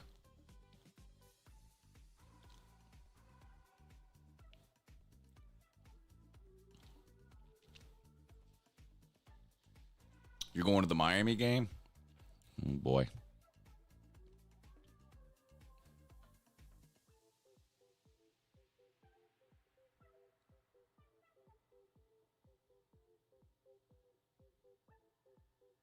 What do I think about Julian Sayin?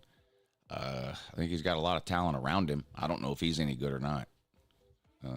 He's only played one real game, and he didn't look great, but that was his first ever game, so that doesn't mean he's going to be bad. But got to see more.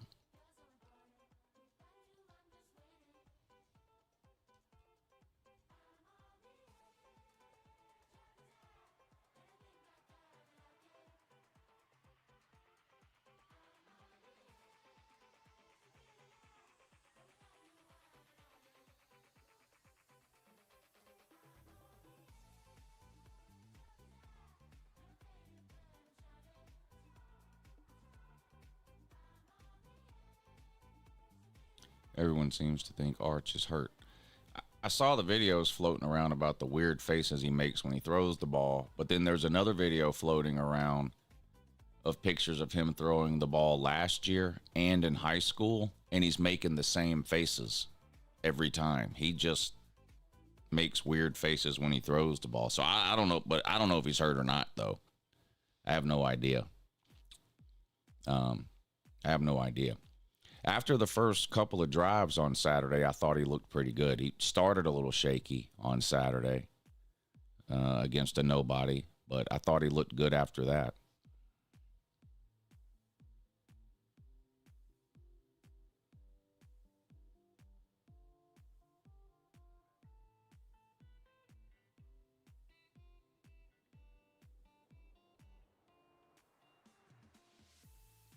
Are you believing this Oregon hype, or are they going to choke come playoff time? What do you mean? Are you asking me if I think they're going to win the Natty? My pick to win the Natty is Penn State.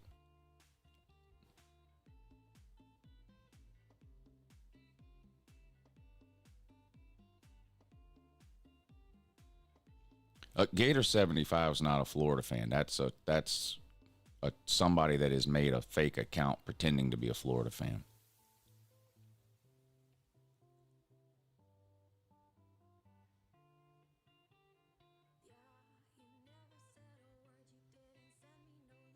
They will fire Sunbelt Billy the minute they decide that they're going to fire him. There's no point in keeping him through the end of the season. If they decide tomorrow they're going to fire him, they'll fire him tomorrow.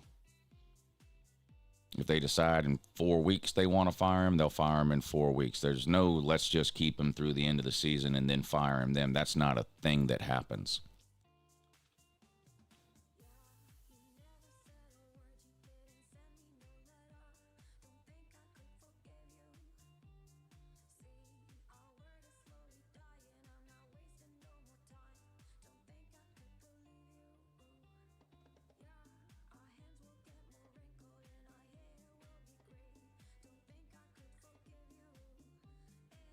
USF is not that good.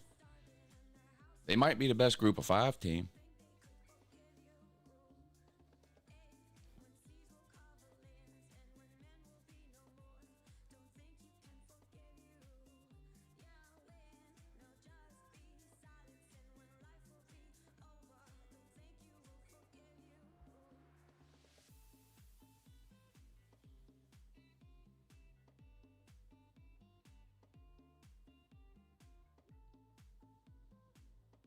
I think South Florida is going to get blown out this weekend by Miami. I don't even think it's going to be close. I think Miami will win by 3 touchdowns or more. I don't think it'll be close. There's zero chance that Miami's overlooking South Florida after they just beat Florida, so that's not going to happen. I think Miami's going to blow them out.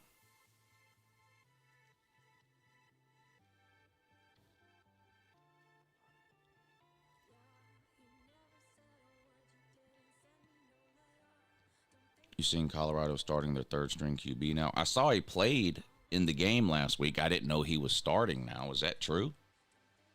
I'm surprised they're starting. If they were going to make a change, I would think they would go with Juju Lewis. Let me see.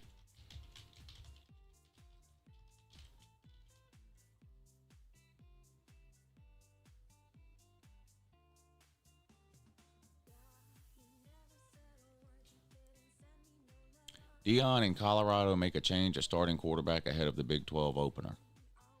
After an impressive outing against Delaware last Saturday, Colorado is expected to name 3rd-string quarterback Ryan Staub as its starting quarterback ahead of Friday's Big 12 conference opener against Houston. Deion turned to Staub on Saturday after the offense struggled to gain traction in a non-conference game against Delaware.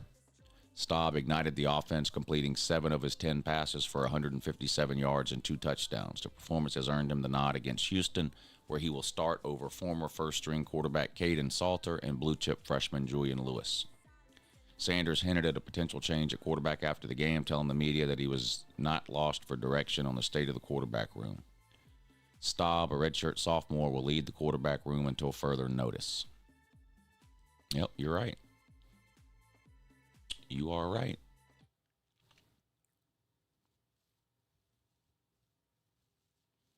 He did play good on Saturday. I saw I didn't watch any of the game, but in watching some recap stuff on Sunday morning before I did the Your Season Is Over video, I saw the highlights and the interviews after the game.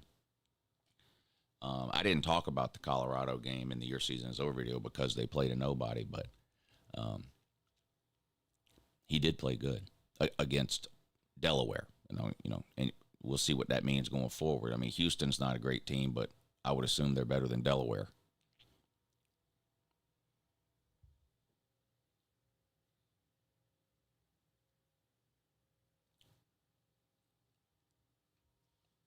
Lewis didn't look good last week. Did he even?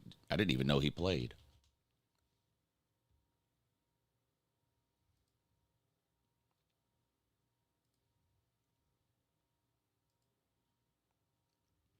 Let's see what his numbers were.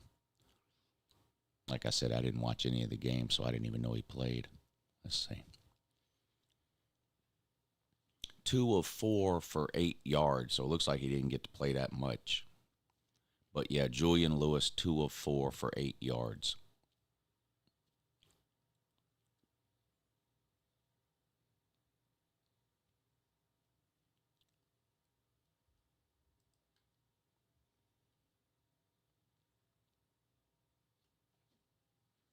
How much longer do you think BCS teams will schedule FCS teams?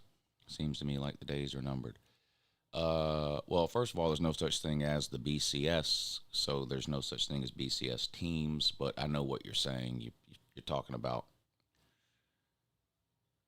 FBS teams. I mean, I wish never. I wish it ended immediately.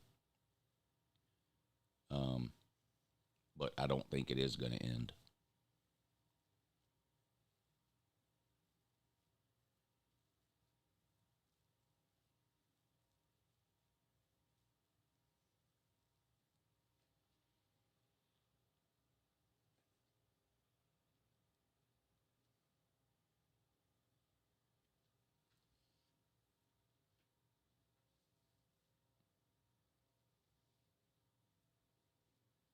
Yeah, he's talking about FBS teams.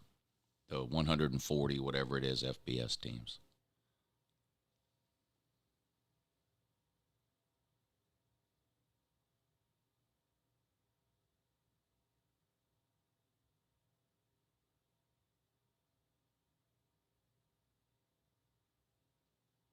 Yes, Brett.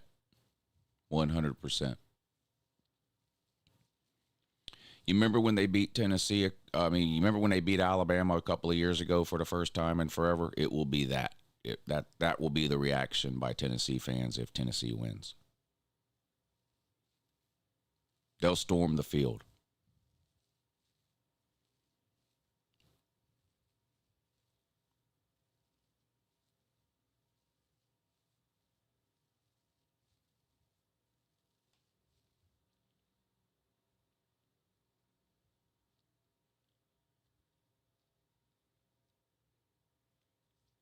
I think the same thing about Carson Beck. I've always thought about Carson Beck, and the same things I've always said about Carson Beck. He's a great quarterback.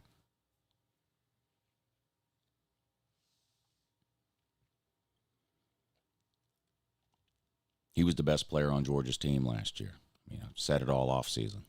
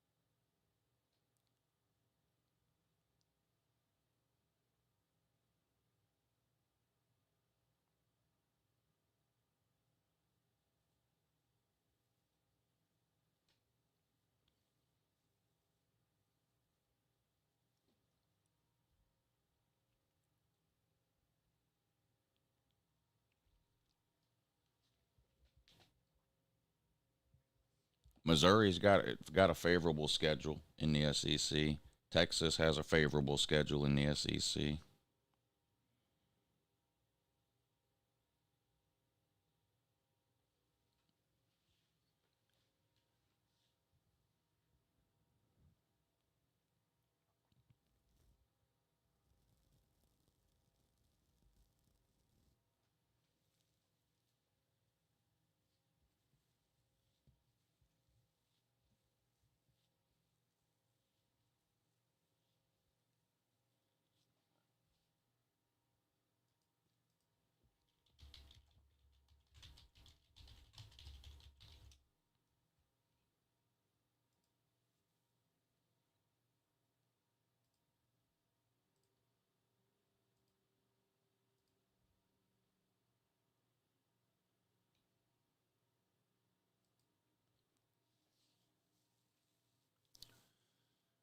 Tennessee ranked one shirt, I meant.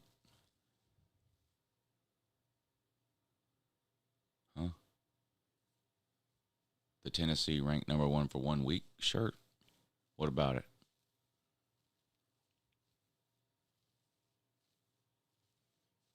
No, I think Penn State loses on the road at Ohio State. I picked Penn State to beat Oregon at home. They play in 2 weeks, I think. Penn State hosts Oregon. I picked them to win that one, and I picked them to lose at Ohio State.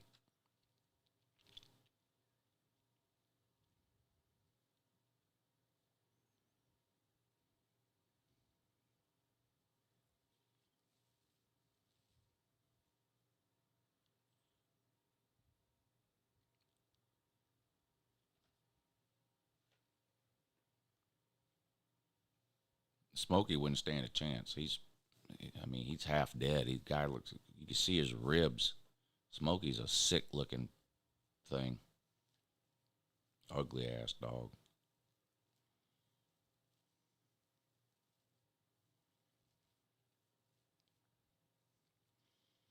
Oklahoma looking like second or third best team in the SEC right now. Gotta be. They beat a 7-5 Michigan team.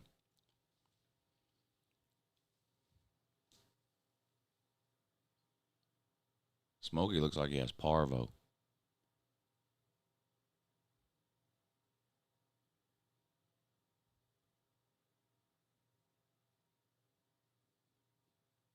What, Ballard? Oklahoma's not going to lose to Temple? What are you talking about?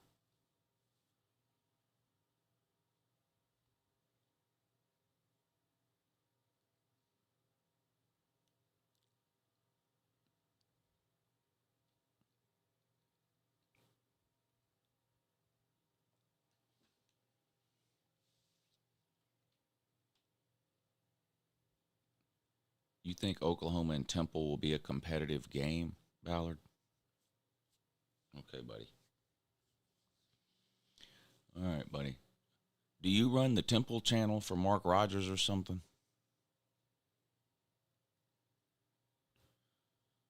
No, Brent Key is a Georgia Tech guy.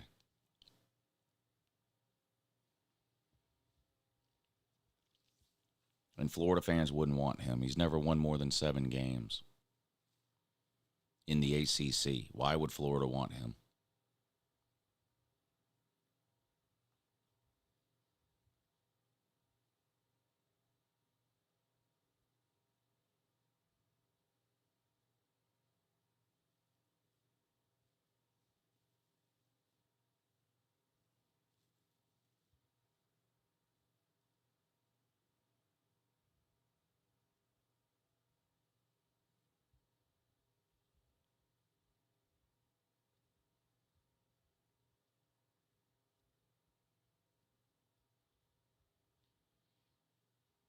Why did Rex Stream get pulled? I have no idea.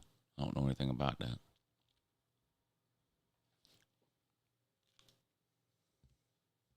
Have you asked him?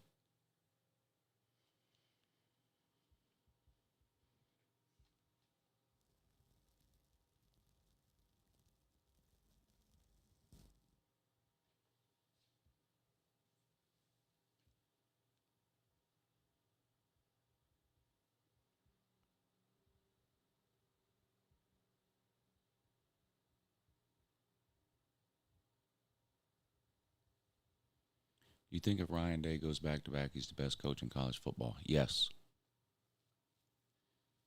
But he would have to do that.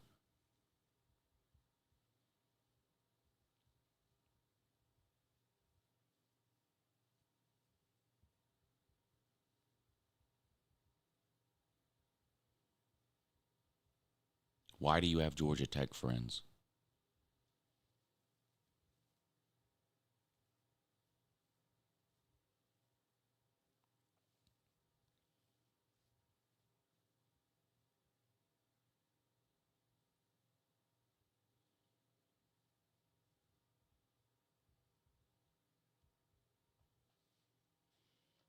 Why would Florida want Brent Key? Why would Florida want a 7-win team in the coach in the ACC? Why?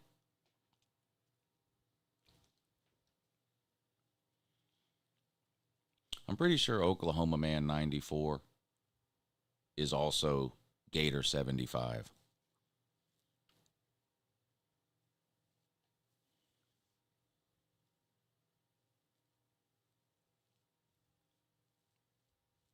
You know, somebody that just makes a bunch of accounts pretending to be fans of a team and then makes the dumbest comments they can think of.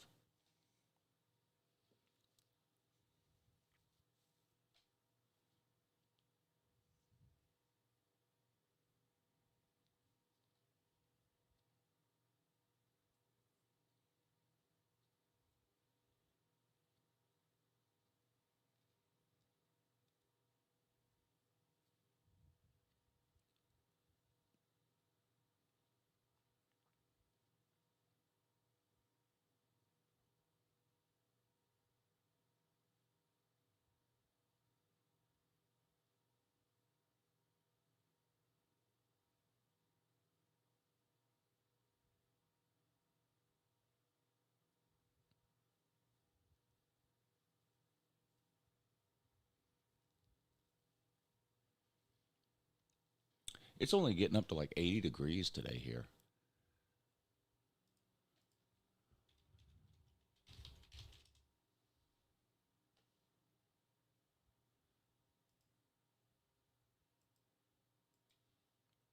$66 right now.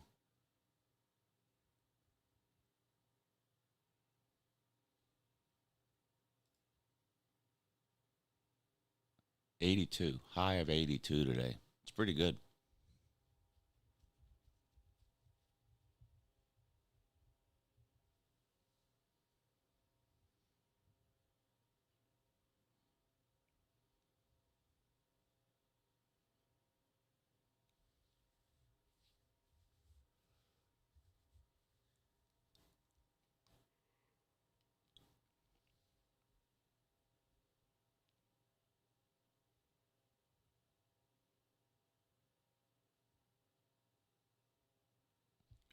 Why create a live chat knowing people are going to say dumb things and make fake accounts, which most people do anyways?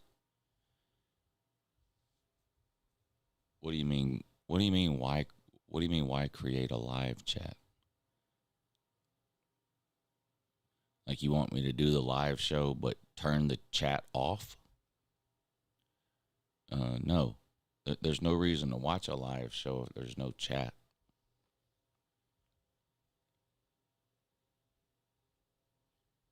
Tennessee fans are criminally retarded. Dang. Oh, boy.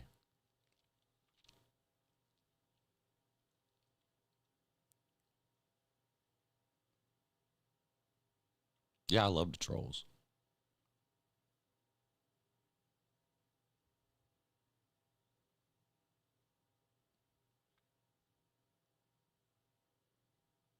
With Clemson struggling with Troy, does that make LSU versus Clemson look bad? No.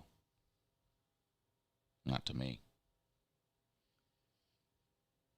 No, I quit smoking almost 3 months ago now, didn't I? When did I quit smoking? I quit smoking in June. So, yeah, almost 3 months ago now.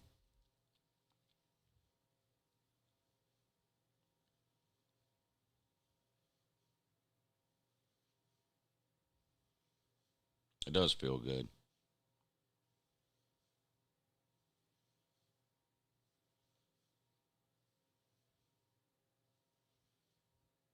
Oh, they're down bad over there at the High Top Sports channel. Down real bad. They had me on their show. When was that? Like, I don't know, May or June, something like that. They had me on their show. And I wasn't trolling or trash talking or whatever, but I gave them my honest assessment of Florida and what I thought they were and what I thought about Billy Napier and what I thought would happen this year. And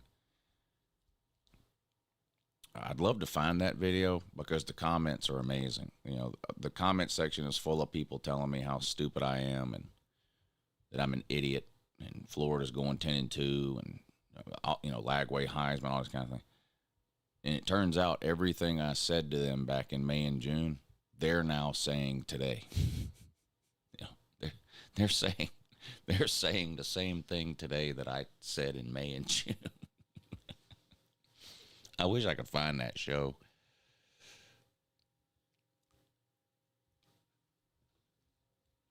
Yeah, I wish I could find it. Let me see. Can I find it?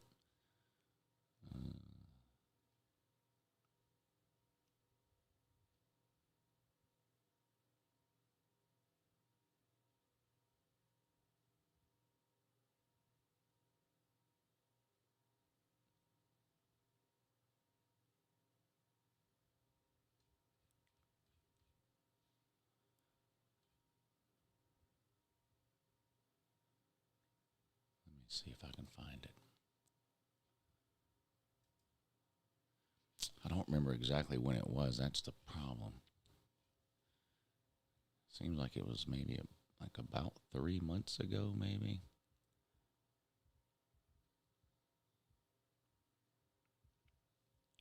I think he had my name in the title.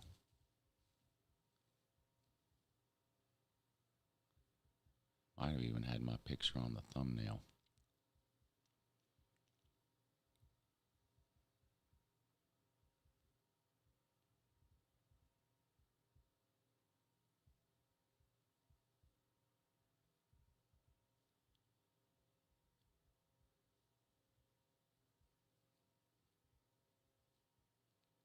Maybe it was the spring game.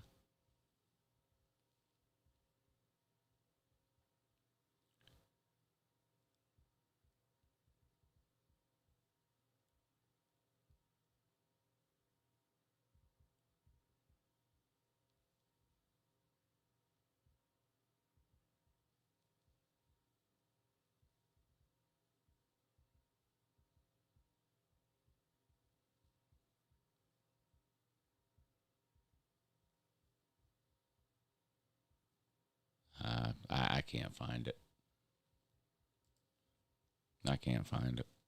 I'd love to be able to find it and replay it.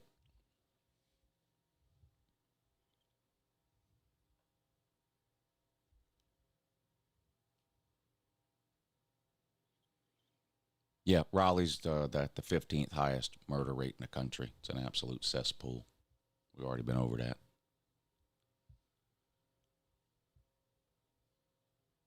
You live in a crime-ridden ghetto.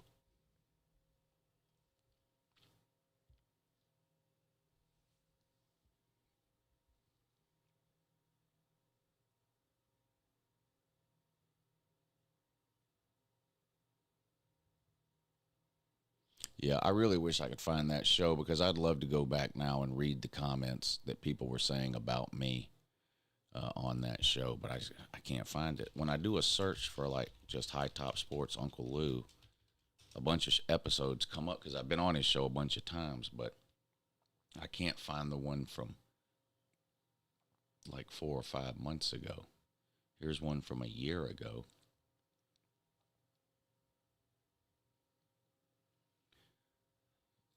Is that it? No. See, that's April 17th, 2024.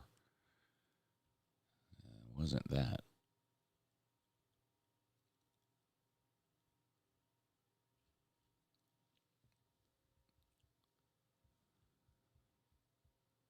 $10 months ago? No, that was right before the Georgia-Florida game last year.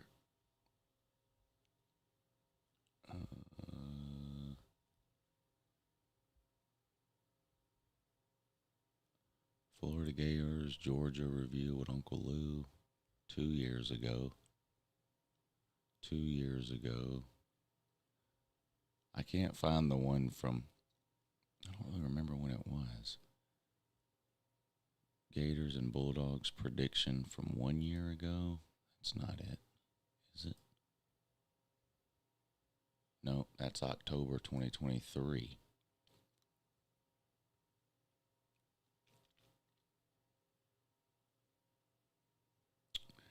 Yeah, I just can't find it. I wish I could find it.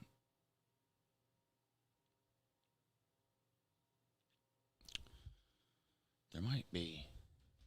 He usually texts me. Let me, maybe if I look at my text messages from him. High Top Sports.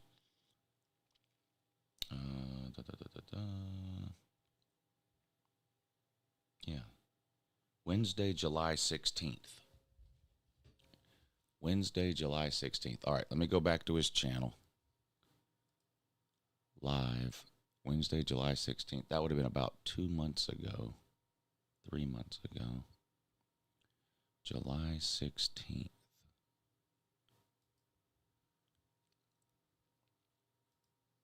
All right, that's July 7th.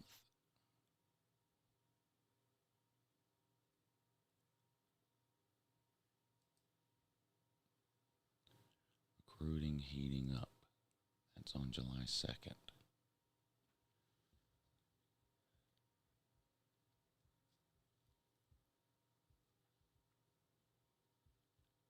Gators losing elite somebody. July 10th.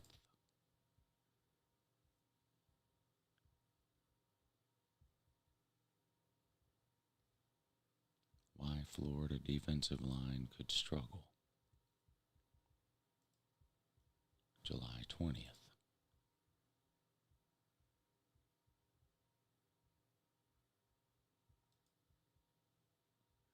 DJ Lagway breaks silence on injury. July 16th. This must be it.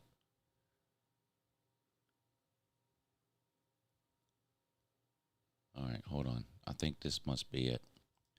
July 16th.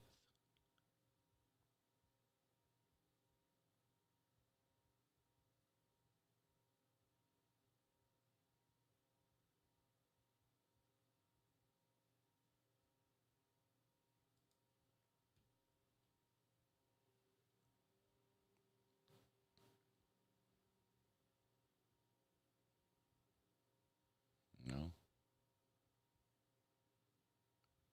That's not it.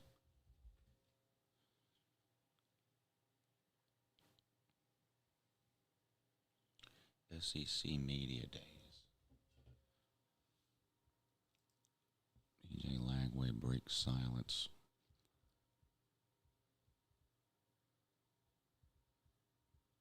July 16th. I bet you this is it. Is this July 16th too? Yeah, here's another one from July 16th. Maybe this is it. I'd love to just find where I'm on here and then read the live chat about people telling me how dumb I am.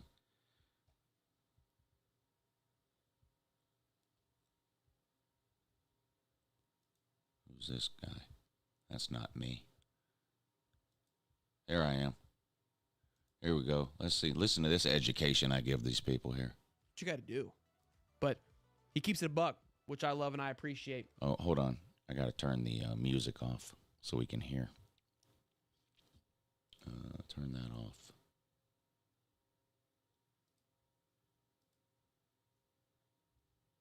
Okay. Now, where's the live chat? Show chat replay. Yeah, this will be good. You can see all these people telling me how stupid I am. Super pumped. They got the boar at the big seat now. He's got a little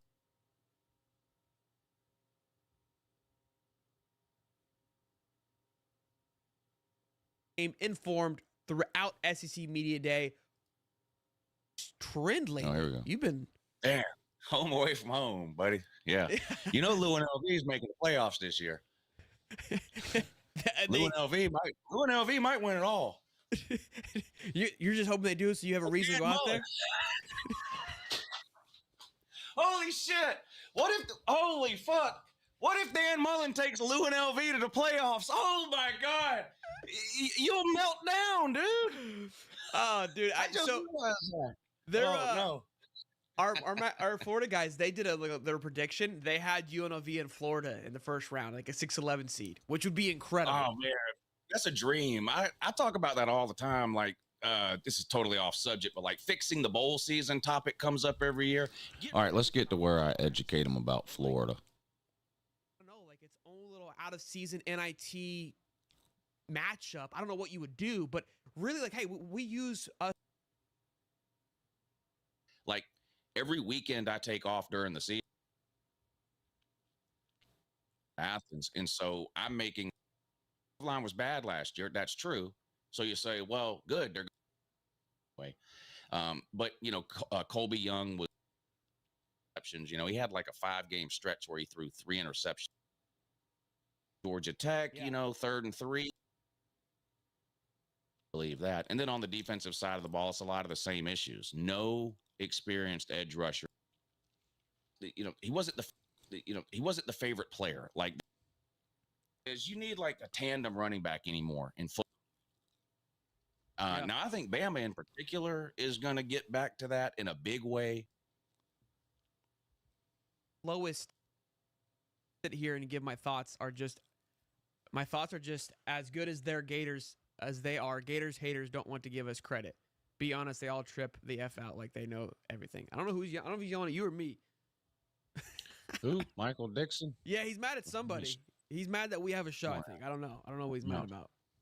We have 256 strong, though, boys and girls. Hope you guys are enjoying Gators are going to kill Gunnar Stockton, about to have 10 sacks in his ass. And then we going to go get Beck's ass. Well, see, first of all, you don't even know your own team's fucking schedule, dumbass, because you play Miami way before you play Georgia. So why don't you do like my boy here just did and wipe the sleep out of your fucking eyes and at least Google the schedule before you get in the comment section and embarrass yourself. Holy shit, man. He's not talking about the same fucking day. He says, I love you guys. I'm talking about you guys. Well, he's talking about whooping Gunnar Stockton sacking in the ass or whatever. I don't know who that was. Look, where's that at? That's Michael Dixon. He says Gators are going to kill Gunnar, about to have 10 sacks in his ass. I don't know what he's doing there. He just said he loves us, but we're good. He's back. He's back on the good, I love good you side. too. I love you too.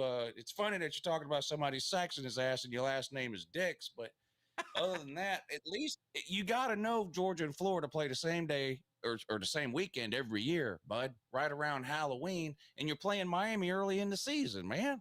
So don't talk about killing Gunnar and then killing Carson Beck. Best case scenario, you kill Beck first, then Gunnar. Dummy. Look what he said. I love you too, Michael Dixon. No, he said Michael Dixon. Michael Dixon. We're going to get sacks and Gunnar Stockton's up in his ass, or my name ain't Michael Dixon. I love it. Good stuff. Look, so Tennessee, we talked about them. We'll get into Texas here in just a minute. I want to get your thoughts and opinion. Let's get your Florida opinion, and then we got to do a wager. I don't think we've ever done a wager.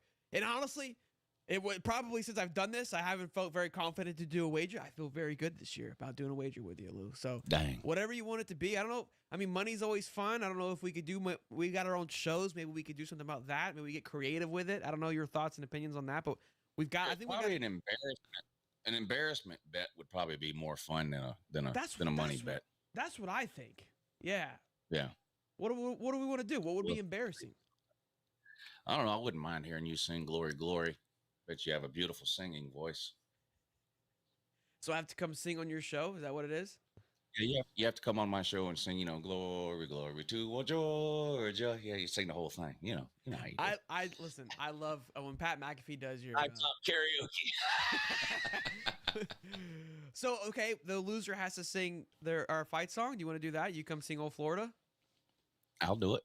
All right, that's fine. Yeah. I do like when Pat McAfee when he stood up and he did what's that coming down the track? Like listen, I gotta be honest, that fires me up. Yeah. Go dogs, go dogs. I kind of agree with you. I think Georgia's going to probably win the game, but you said this is like the most confidence you've had in a while about the Georgia-Florida game. It's probably the least confidence I've had in a while. I was talking to a Georgia fan last night on my call-in show, and I said, look, Georgia's got 3 main rivals, Florida, Auburn, and Georgia Tech. We've beat all 3 of them every year for 4 years straight. I don't know that that's ever happened before, and it's not going to happen forever. Like, we're going to lose to all of those teams again at some point. And it might be this year. Like, Georgia's got to play at Auburn. You know, they play Florida in the Swamp. All 3 games are outside of Athens this year. Florida's obviously a neutral site game, but the other 2 are outside of Athens as well. Got safety protocols? Granger has the safety pros to call. Like, this idea that, well, you know, Kirby always beats Florida, so you're just going to, well, I mean, you're not going to win. You're not going to beat these teams. You know, believe it or not, Spurrier didn't beat Georgia every single time. Like, every once in a while, he let Georgia win, you know, and every once in a while, Florida's going to beat Georgia. Like, Georgia's not going to be, you know, I'm trying to prepare Georgia fans for like the inevitability that, hey, it's been a great run here. You're not beating all these teams every year from now to the end of time, you know? So maybe it is this year that Florida, I don't know if I've got Florida beating Texas. That's their big win. That's, I think y'all Yeah, beat I don't Texas hate that. I think that's a big one. I've said it too. I think it's one I've got circled. Also, too, with just recruiting implications, I think it's a big one. But I think you got a young quarterback in Arch Manning coming in. They're very talented, but this Florida team is deeper than it's been in years.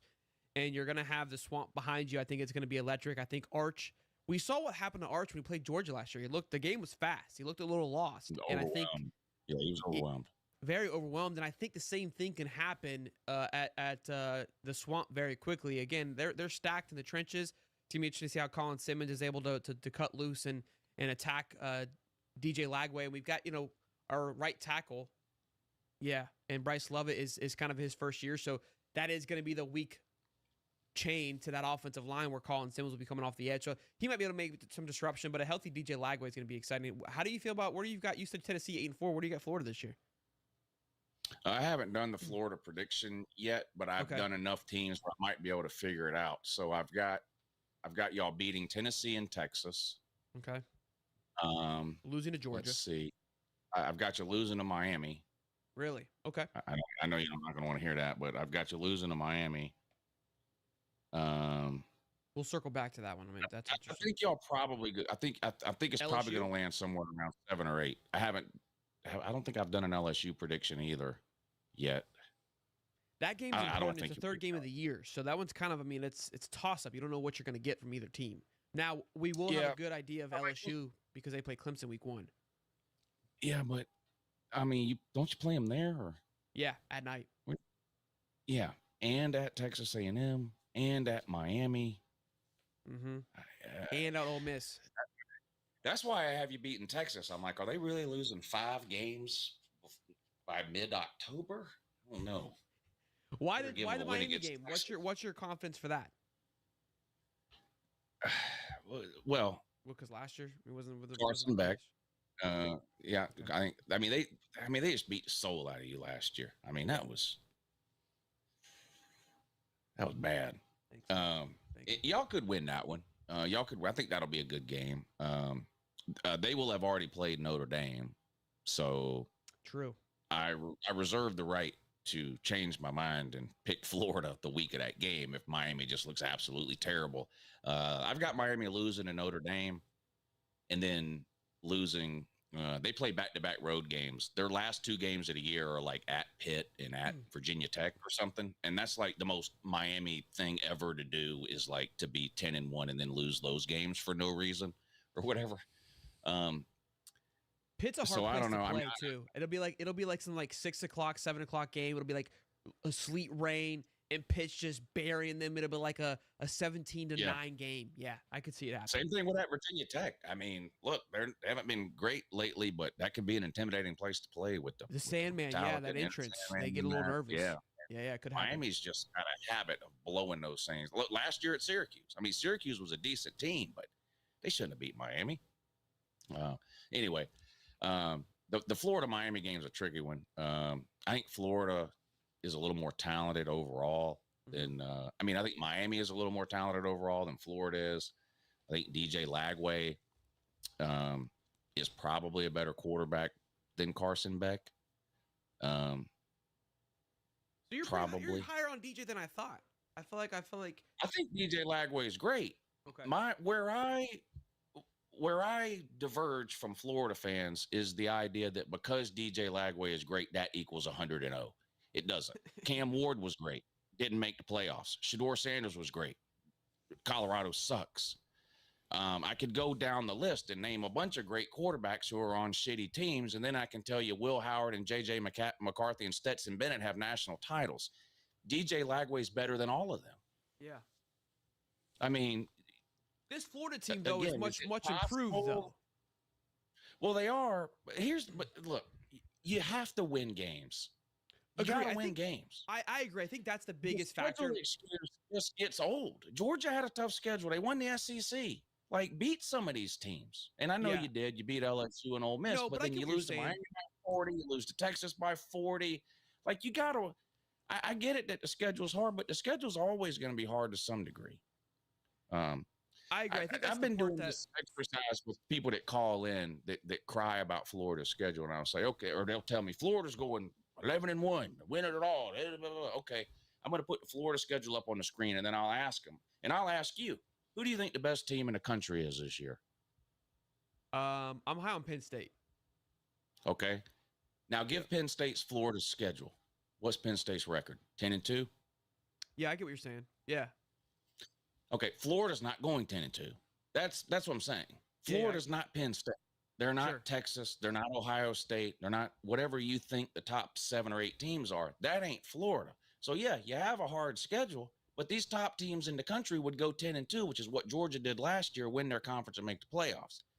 Both things can be true. Yeah, you have a hard schedule, but you're also not good enough to make the playoffs. I just don't think you are. I don't think there's enough there. Look, I don't think Billy Napier's ever going to win you anything. You can keep him for 100 years. I don't think he's ever winning the SEC, and I don't think he's ever winning a national title. Is it possible somewhere down the line Billy Napier has a 9-3 or a 10-2 season if you keep him long enough and makes a playoff? Yeah, that's possible. It's also possible for it to happen to Indiana or SMU or whatever. So I mean, I've said this. I've said this last TCU made a couple. natty. Where's that guy at? I mean, so I'm just not a believer in Billy Napier. I know it's the offseason and hope springs eternal and all that. Billy Napier's been there 4 years. He's still his own offensive coordinator. I don't know. How have you not gone down there and choked the life out of him? Somebody's got to get a hold of it. It's usually the athletic director finally has a come to Jesus meeting with these dumbasses who won't hire a coordinator. I mean, that's what happened with Jimbo Fisher, You have to make these coaches go out and hire a coordinator. He's yet to do it. I mean, I'm looking around for all these top 10 Florida offenses over the last 2 or 3 years, and I don't see any. Now look at all these comments telling me how stupid I am. This guy's smoking crack. He's not being realistic. Lou is a clown. Georgia boys ain't never been referred to as smart. Lou's out of touch. Florida's going 10-2. Lagway is 6-0 as a starter. Florida has a top 3 offensive line in the SEC. Now today, all of these people in this comment section today are saying the exact same things I'm telling him here. Weird. So what I like, You might need an offensive coordinator. your point, I agree with your point of like, look, you got to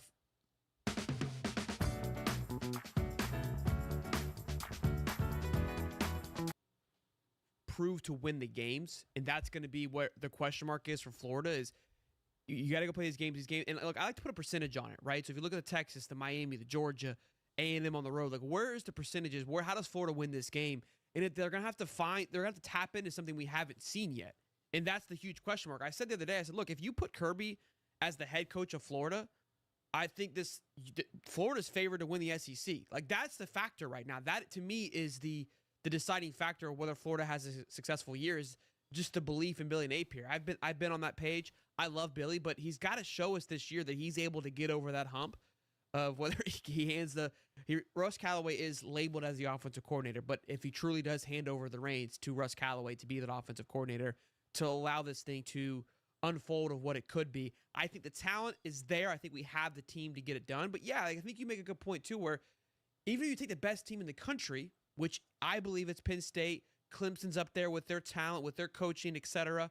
They're going to have a hard time going through that schedule. So you've got a younger team still talented, but a lot of unknowns still at Florida. And I think you make some solid points there. I think Florida can find a way to the playoffs. I don't think they have to win 10 to get to the playoff. I think 9 is the W, which is still tough imagining based on what you're saying, because you've got a couple of losses there on there. Look, I think the A&M game, I kind of keep forgetting about that one, but on the road, Mike Levy had our number last year too. That one's going to be an interesting one. Why is Texas A&M better in year one under Mike Elko than Florida was in year? Yeah, that was a bad. Yeah, that's great. These are great questions. So why was Texas A&M better last year? Now, I know Jimbo recruited well, but there was a mass exodus of talent on that roster 2 years in a row leading up to Jimbo leaving. Elko comes in. He was within one win of playing for had they beat Texas, Georgia would not have been in the SEC title game. It would have been a rematch of Texas and Texas A&M. Now they didn't win, and so the rest is history. But like, why is year one under Mike Elko better than any year that Billy Napier has ever had? It's not because Texas A&M's been dominant the last 15 years. They've been a joke basically for 15 years. Texas 8-4 joke. Like, that's another thing with the Billy Napier talk is sometimes Florida fans talk about Billy Napier like it's his first year. And it wasn't. It was his third year, and he went 7-5, and that's his best year. And I just don't think that's acceptable for Florida. I don't think that's it. I mean, this is like things you used to hear Kentucky fans saying when, they would hire a new coach and he'd win 4 games and then 5 games and then 7 games. And they go, oh, he's getting better every year. Well, yeah, when you win 4 and 5 games, it's really easy to improve on that. The more games you win, the harder it gets to improve. The one thing I wish we could have back is because obviously there was a turn last year. The way the season ended was kind of what I intended the entire season to be like. The Miami A&M, the first 3 seasons, and then even that Tennessee game, we were trying to figure out who we were again, and there was a switch after because A&M. I thought he was gone. I thought Napier was gone at the A&M game. I mean, it was a dumpster fire, and so I really wish we could go back and play those 2 teams with again. Doesn't really answer the question of like, hey, how did Elko have a better year one? I don't have your answer to that. I think that he's done a phenomenal job there. I think they've flipped that thing around. I'm so glad I found this video. This is absolutely hilarious to read these comments. This guy's reasonable. I like this guy. He's always treats me fair when I go on his show or whatever. Like he never, that I know of, bad mouths me behind my back and shit like that, or personal attacks and stuff like that, like some other people have done. Like, I like this guy. And I like most of these. I mean, I'm sure these people in the comment section are good people too, but it's hilarious to read these comments. Just a never ending string of people telling me how stupid I am, that I have no idea what I'm talking about, and that I'm clueless, and that I'm retarded, and Florida's winning it all. And every one of these people is in this guy's comment section today saying the same thing I'm saying in July. That's funny to me. But then again, it doesn't take much to amuse me, I guess.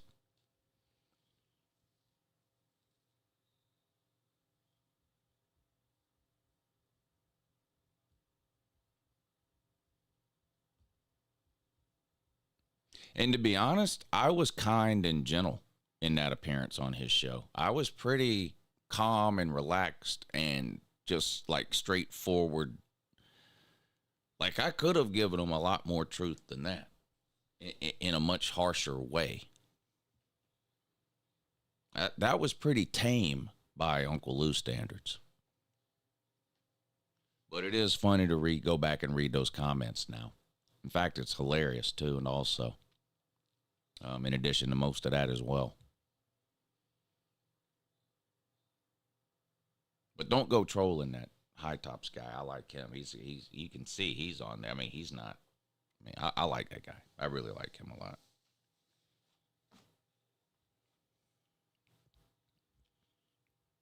But yeah, it's funny to go back and read that now.